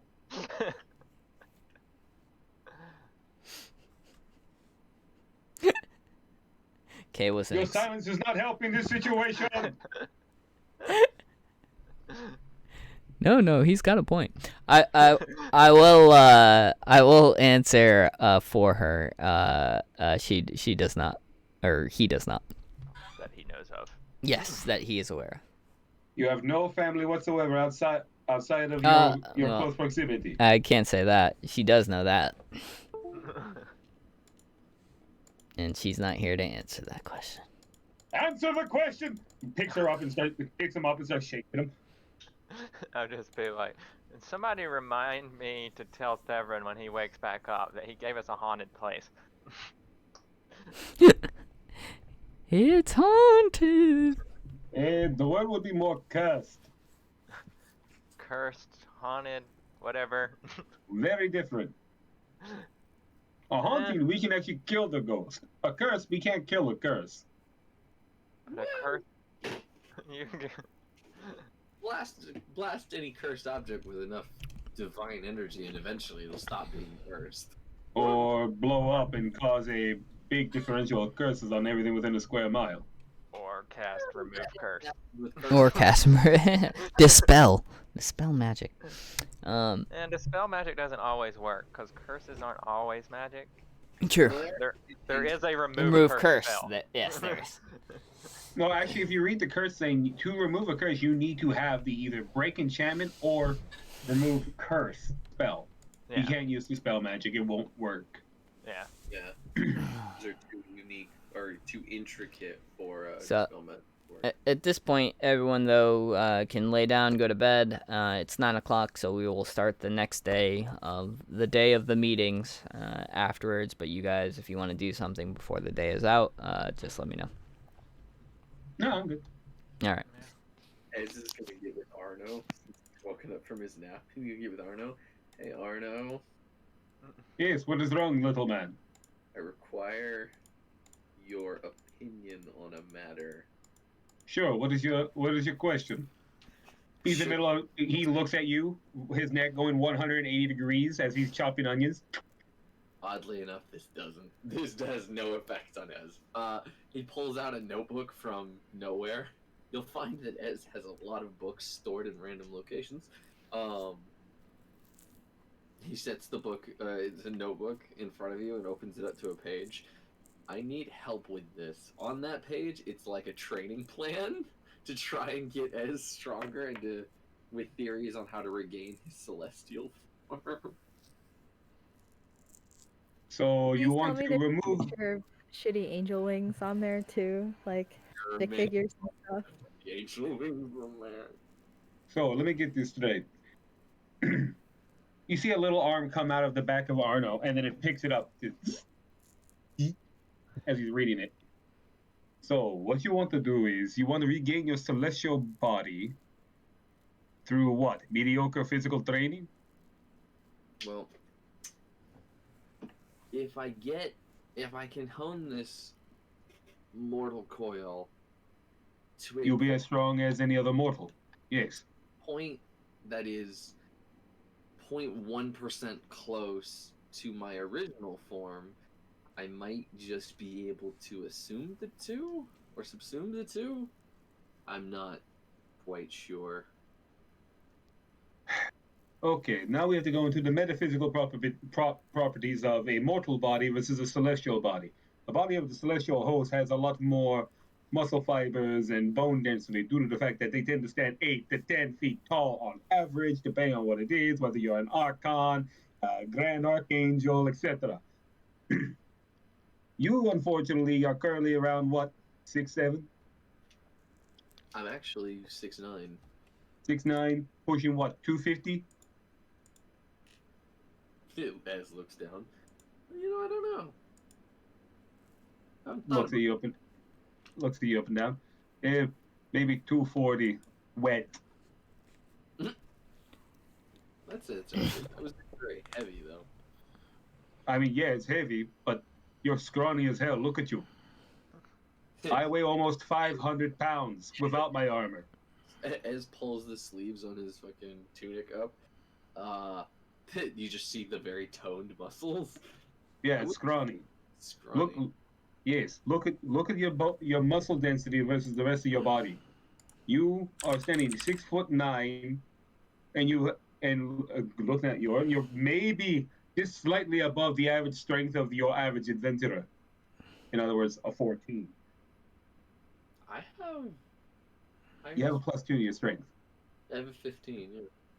Yeah, so you're barely above the average, which is 12. Yeah. Well, if 12 is the average, then I'm 10's the average. yeah. That's an average person. He said adventurer. Oh, I said adventure. adventure. Yes, then 12 would be correct. He's right. Sorry. I know. Ignore me. Fellow Ignore me. DMs, I call upon you to shut.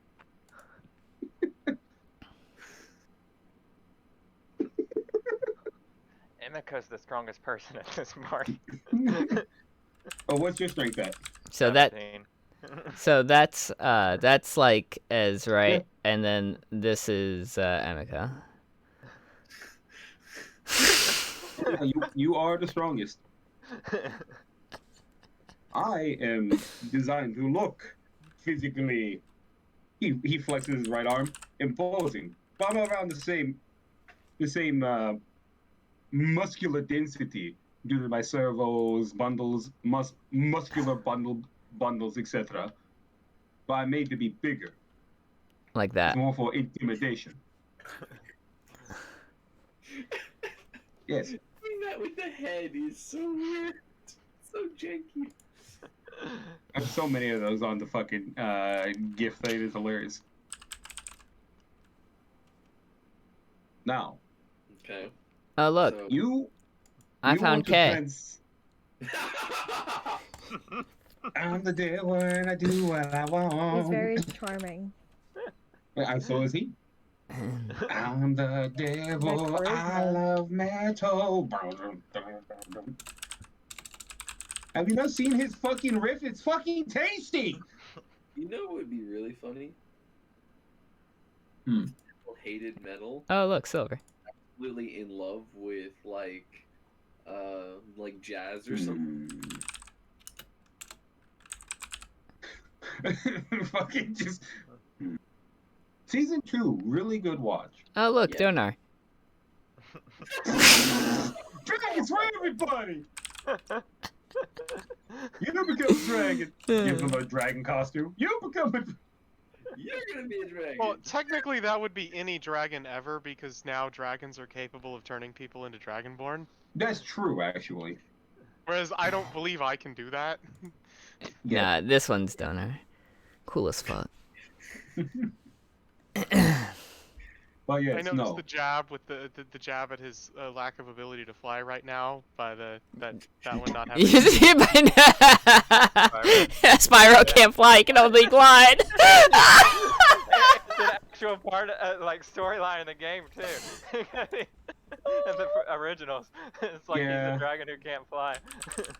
You have to do the charge, and then you leap off a cliff, and then you gotta float around, and it's like, oh fuck, no, and you go straight And then, down. but this is Donar in the future. Oh, yeah, I cannot wait to see some fucking little Iceman just fucking shimmy his way to a cliff and chuck a spear at you and kill you in one go. Yeah. So what do you recommend for option?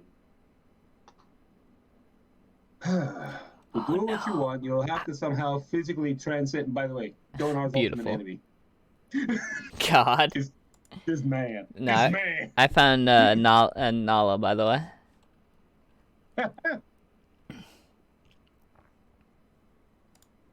Hey, remember when they did this to Spyro and they tried to get away with it? Yeah, God, no. No. Erase it from my memory. But anyway, yeah, Delete sorry. that shit. Go RP, Arno, and Ez. Ignore me. If you want to transcend the mortal coil, you're gonna have to go even further beyond than Plus the rudimentary ultra. rudimentary physical training.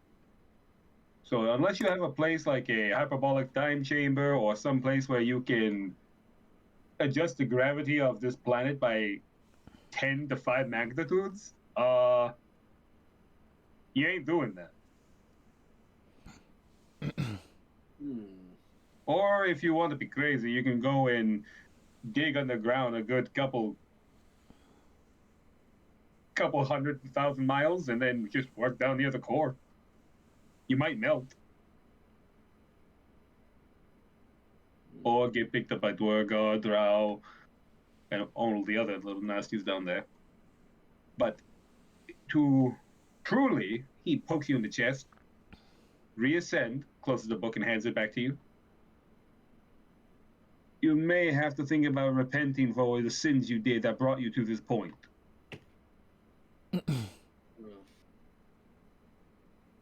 What did you do to lose your celestial form? I committed genocide. That's actually a pretty deep one. Sorry, I cannot help you. I'm actually responsible for the current dragon predicament. Have you ever thought of trying to find dragon eggs and raise them, hatch them, bring dragons back into the world? Yeah, I don't think anyone wants me. You hear Emiko in the back of your head. It's like, not happening.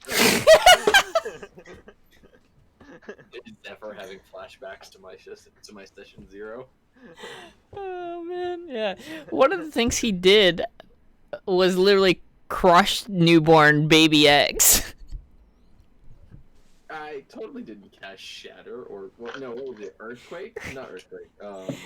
There was he encountered a whole brood, like, and there was no fighters left, and just the hatchery, and he destroyed all the eggs.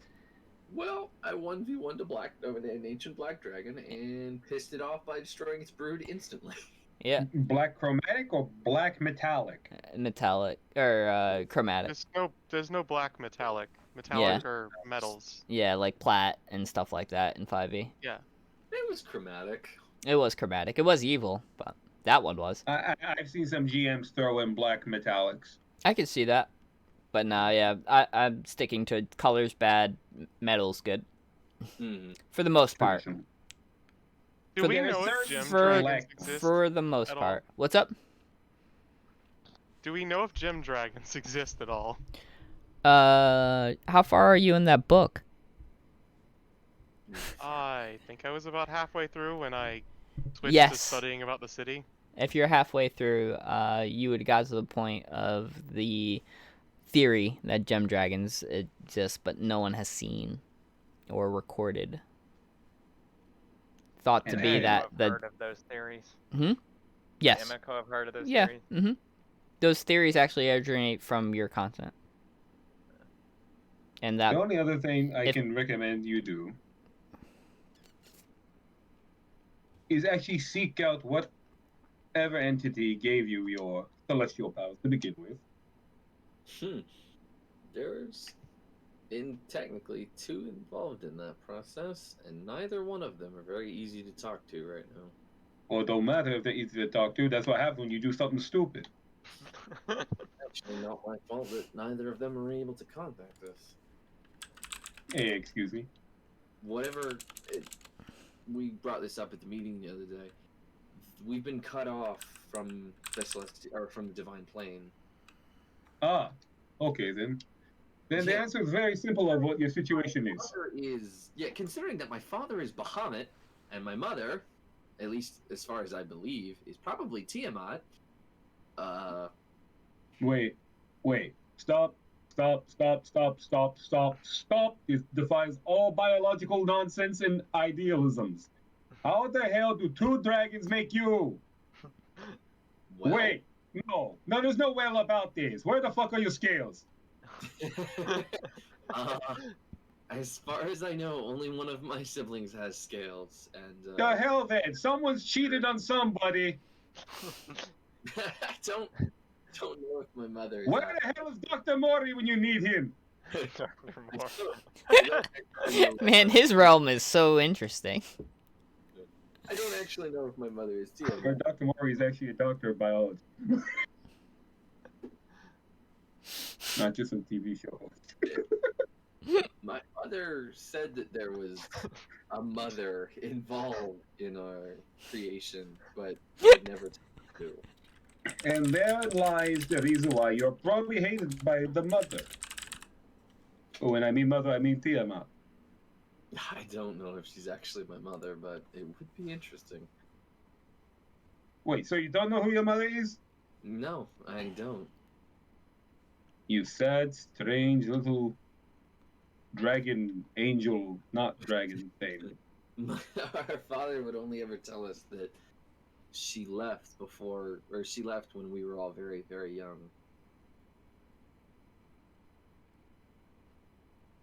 Yeah, you're boned. Yeah, most likely. No. This is my professional opinion. You're fucked.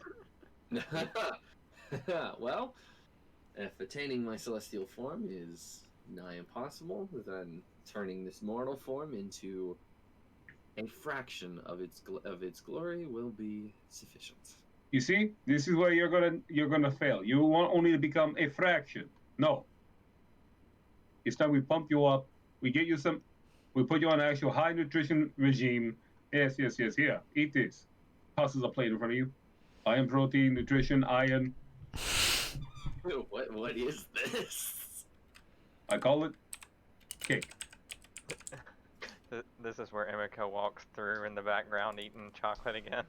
You get over here now. She just ignores and keeps walking. Excuse me. Hold on. As we'll start eating this strange concoction. It's literally a protein bar. Oh, Like a slice of cake. As we'll eat this. Have some whey protein. Exactly. It's way protein. This is sufficient. I love the gift. Look at him go. So fucking majestic. This is what we're going to turn you into, Ez. Don't worry. This is the end goal. You want peak fucking humanity? This is your peak humanity. Look at this man. I'm gonna be able to arm wrestle my brother and win. Like, look at this motherfucker. Like, look how fucking dexterous he is. Look how little movement he needs to do to move. Again, look at his legs. Look at his legs. Look it up. Look it up. Look it up. Look it up. That is peak humanity. Yeah, that's the master of the. He's a Mr. Olympia. Oh, of course. Yeah. No, yeah. Yes, he is. What the fuck? I'm sorry. You don't have that much muscle and move like that. Yep. For real though. So Yeah, what we've done for Ez is we've put out there's now gym equipment in there and a protein shake schedule with some nutrition. Gym equipment, what? We got weights. You need to start lifting, dog. The equipment, I'm like, That was me. There's a room we have that Emiko is using to do weight training herself. Come on. You're Okay. stronger than her, by the way. Okay. If you want to do this, we're going to have to be very serious on what type of muscle you want to build. Do you want bulk or do you want actually good, usable fighting muscle? I'm not particularly interested in bulk. Excellent. We'll start with calisthenics. Speed is usually my biggest attribute in battle. Strength has never been my end goal. Points at your sword. The fact you use that defies all logic. It pulls great sword out from behind me, unsheaths. You mean this? Casually waves it around him with one hand. Yes, that. That's kind of useless if you don't have enough actual power behind it. There's his workout routine. Pretty much. I'm able to put enough power behind it to kill most things. Most things, not everything. I saw you fight with the Manticore. Yeah, That was sloppy. I probably should have did a bit of a warm up before that. A warm-up would not have helped you. Are you stupid? He flicks you in the forehead. Hey, That is a level 3 threat as far as this city is concerned. If we were together as a group, absolutely, we would obliterate that thing, turn it to Swiss cheese. By yourself, that was stupid. Brave, but stupid. if I had played it a bit smarter, and I had actually maybe formulated a better plan, I might have been able to take it down. Donix, by the way, has entered the room at this point from being in a guard. Looks like he's just getting a drink of water and be like, "You wouldn't stand a chance against the Manticore." Thank you. I mean, I didn't do that bad. It's not a matter of doing good or bad. It's a simple fact of the matter. Certain creatures cannot be taken on in a one-on-one combat. Yeah, they said that about dragons too. He fills up his water flask and he's like, "You're lucky to be alive," and just walks out. Well, my last dragon fight went a lot better than this. Yes, because this is clearly not a dragon. Dragons are large, slow creatures in comparison to a manticore, which is literally an apex predator of the sky. That's true. A dragon is not an apex predator. That's true. It was much faster than my previous encounter. And Although, also, a manticore is a lot more clever due to the fact that they hunt Pegasuses. you know, hunting Pegasus is Pegasus is such a Pegasi? interesting Pegasi. it's an interesting feat. You want to know some more interesting feat? Hunting manticore while they're hunting Pegasi? No. Hunting I just the underwater version of a Pegasi called again. I just picture a Pegasus flying through the air with a Manticore chasing it, and then on the back of another Pegasus chasing the Manticore. No, you're right. Chasing a manticore, chasing a Pegasus while riding a griffin, wearing a Pegasus costume. Therapy is back. I think that's an interesting thing to do. I don't know.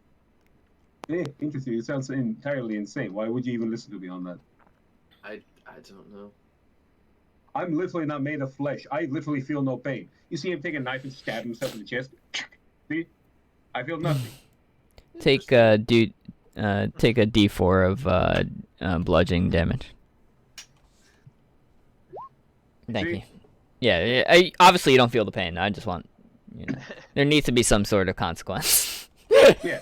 I was like, I was thinking in my head, I'm just going to take four damage because I'm intentionally doing poof. Yeah, Butcher knife. Yeah, yeah, you're good. We're on the same wavelength. See? I feel no pain. You, though, if I were to do the same thing, you'd say, Watch stab. as he stabs him. Stabs him once in the gut. See, doesn't this hurt? Keep stabbing. Yeah.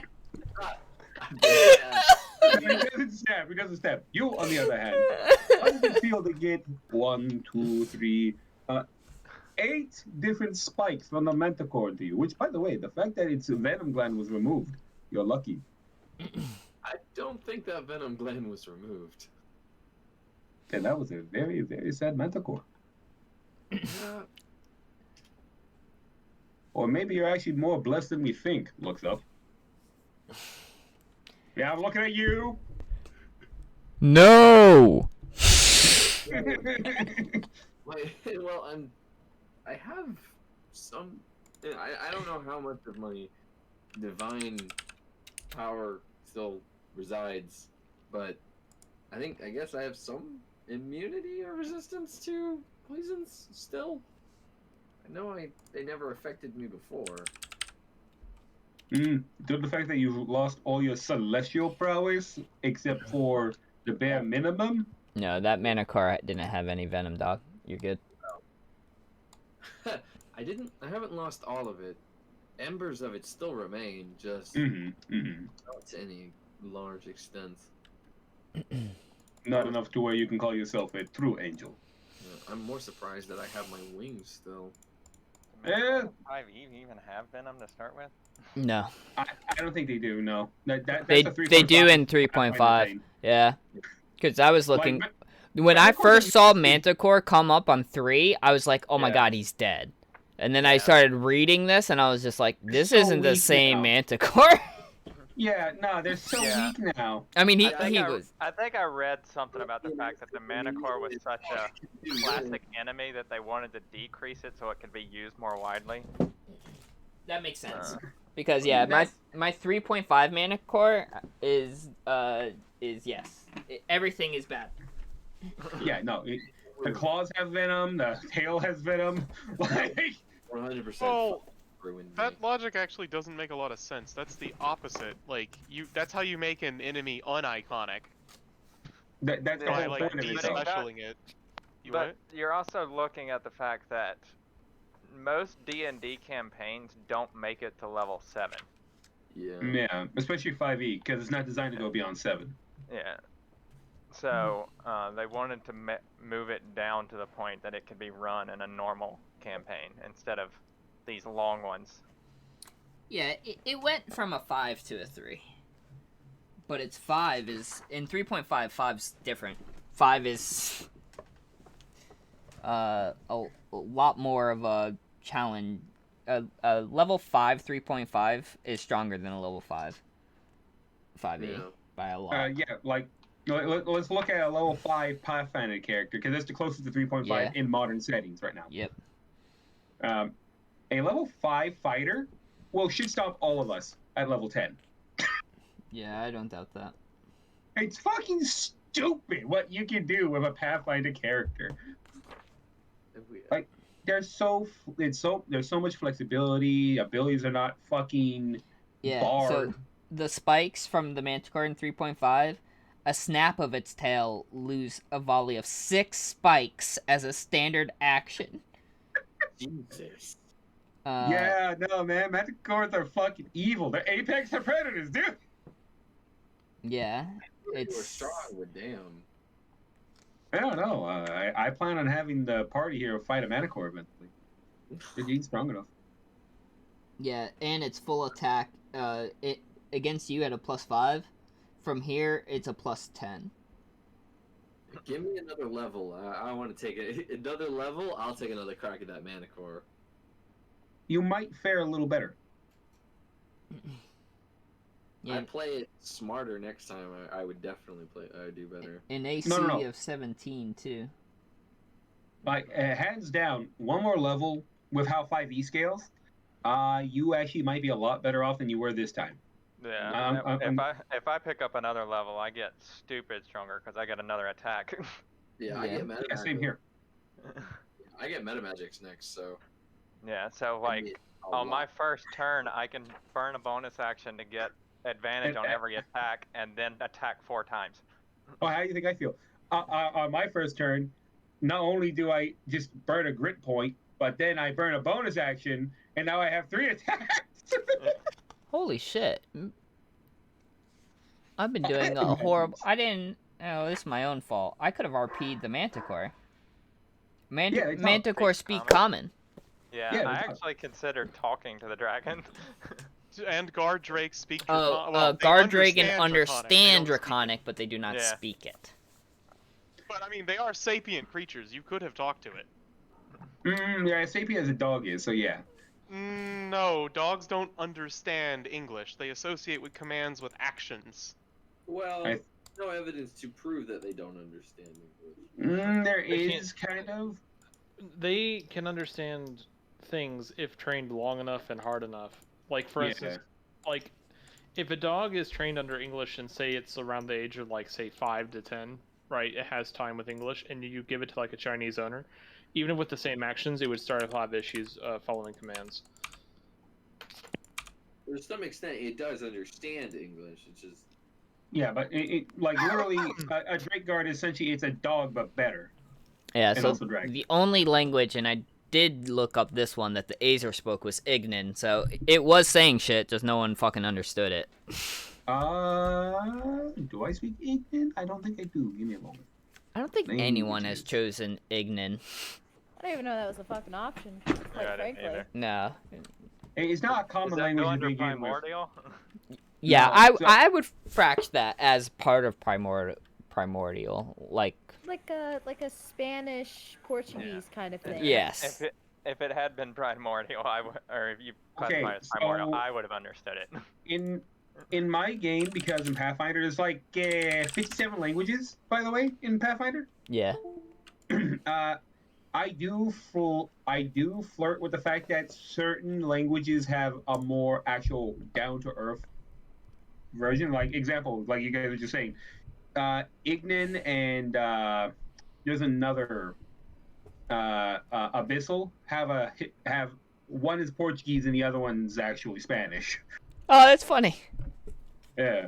So they're sister languages. Sure, they're different languages, but like They have some similarities. yeah, Well, like there's similarities I can and speak. a lot of like Yeah. of the demons, like actual demons, do speak Ignan. Oh, Oh, I like funny. that. Yeah. That's It's why I do that kind of. It was considered a dialect of Primordial, so that creatures who spoke one of the other elemental dialects, such as Aquan, Aran, or Terran, could understand Ignan, and vice versa. That's nice. So primordial is the language you want. Yeah, I have primordial, so. The primordial. Ooh. Language But family yes. is Primordial. I like that.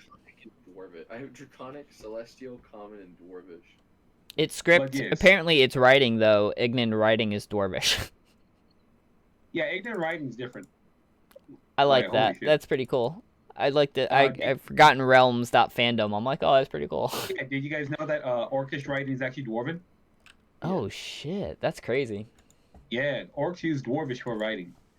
Which people think orcs are stupid. No, they learn 2 languages, one for writing and one for speaking. Yeah. Orc They're not runes. stupid. Orc runes, man. They use Dwarvish runes to speak in That's sick. lettering. Yeah, no, it's something that's kind of not really thought about. It's also why I like D&D. It allows you to do a lot of nifty little, like, when you're making your own world, it's very nice. But, yeah. So Arno just starts showing Ez what he can do to try to build up his more lean muscle, more toned muscle, useful muscle. Yeah. As we'll continue this. You'll have a protein shake once every day. Any more than that, then you might become sick and possibly have diarrhea. And no one wants this. Interesting. Say, You don't have working plumbing here. say Arno, Hmm. how good are you with a sword? It depends. How good are you at not dying? Depends. I am trained in over 55 different types of weapon systems. Tosses you a longsword or a blunted or the training longswords. So archaic. Takes out his gun, shoots you. Fucking just straight up. Oh my god, you see Indiana Jones fucking Ez Yeah. doing the practice swing and Arnold's just looking at the sword in his hand. Just offhandedly pulls out the pistol. No, don't worry. You're not gonna get fucking shot by Arno. Not yet. I have a feeling it'll happen. Goosh. I love this scene so much. eventually. And I love the reason why it happened. Fucking Yeah, he was Harrison Ford's sick. He's like, I'm Yeah. not doing this. But no, props to the fucking actor who's wielding the sword, who did not know this was going to happen. And he's like, all right. Like, he made it look so good. Yeah. Oh man. So you guys can train, or are you gonna help him spar? Yep. Alright. So, what is it that you want me to do with this? Basic dueling rules. First one to be disarmed loses. All right, heads up, knees you in the face, and then snaps your hand.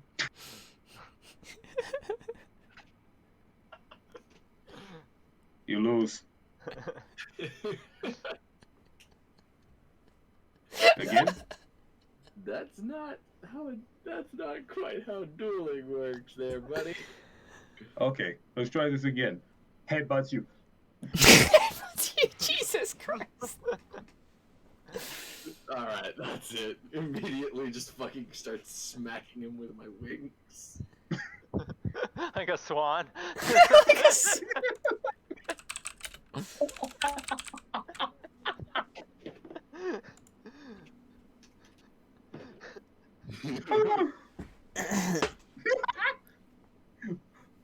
Okay, hold on. You're saying the duel, but what do you mean? Like, you want me to just stand here and just watch you swing at me? No, it's it's a test of who is better with the blade. It keeps the practice going. It's good for practice to spar repeatedly. Is there This sounds very useless in an actual combat situation. It's actually good for it's actually good for. I didn't even see that whole GIF before I posted it. That swan is like, fuck you, yeah, fuck you. Okay, fine, fuck you. I'll be over here. It got so much better. It did. It's good for practice against a live target that can think and move that isn't a fatal situation. Is one of the guards nearby, or like Emiko or somebody? And Nico's no. actually going to look for silver. Look, And Oh, you no. just she's wouldn't like, leave, I fly was boy. gonna ask for training, but you look like hell. I mean, we can try, I guess. Alright. Okay, let's Well- try this again then. Hold on. And I'm gonna like this. They're gonna come into the training room and just, Well, all no, right. she's going to the dojo. Oh, you're going to the dojo? It is past that courtyard though, so you would see them. As before, when Arno goes, all right, we're gonna try this again. Hold on. Ez is gonna wait a second and then immediately just go for the attack. Not waiting this time. Hmm? Fucking immediately ducks and then sucker punches you in the stomach. Just, boom! Grabs hand, flips over using wings for balance, and kicks you in the face. Impressive. If you had more strength behind that. I didn't have as much leverage. Fucking just. There's a fucking scene from a movie where it fucking someone just fucks someone and it just does nothing. Fucking Kung Fu Hustle with the fucking guy, main character punches the frog. Oh, god damn it. I haven't slept. I haven't fucking slept! I can't fucking sleep! That's the line. He fucking unleashes a fucking genie Genie. so he can Not even sleep. a genie, a djinn. Jin. Which is worse. It's the same. And It's Jin the is a same, it's genie. literally the same. It's just Yeah. Jin is just the proper name. Yes. So there's actually a difference between a genie and a djinn. A djinn is a dark spirit entity that grants wishes in a rabbit's paw kind of situation. Dude, Whereas genie. That's- No, a Jin is Arabic for genie. Yeah, that's My all best, Jin my is. my best friend is Moroccan, or my old best friend, and childhood friend. Like, there is a Jin is very, very, very very one-sided. broad. It's very broad. It's a species of outsiders. Yeah, The genies. Jin, also romanized as D-Jin or anglicized as a genie.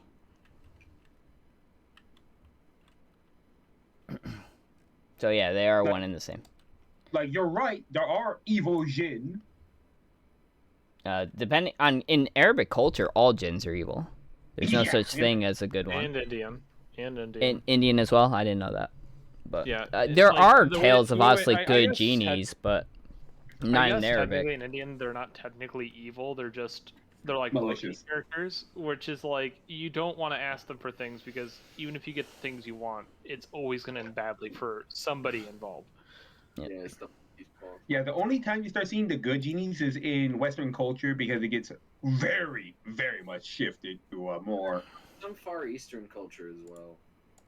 Those are not genie though. That's something else. Those are good. Those are In certain like Chinese and Japanese. Japanese. Yeah, they're like kami and shit. But I didn't think those were Jin. No, they're not Jin. Jin. They're called something else. But I know what you're talking about, Hunter. But I don't think they're genie. I think they're like a genie though. They're very much so like a genie, but they don't actually show any of the normal. Oh yeah, because they're not genie. Yeah, they're not really genies, but they're called. I swear they're called Jins. No, There's jinn and Arab in Muslim. Those are what we refer to in Catholicism as demons. yeah, there's those jinn, Jhin. Mm-hmm. Yeah, no, we don't want to deal with those jinn. Let's not. I think we've dealt with enough demons for a week.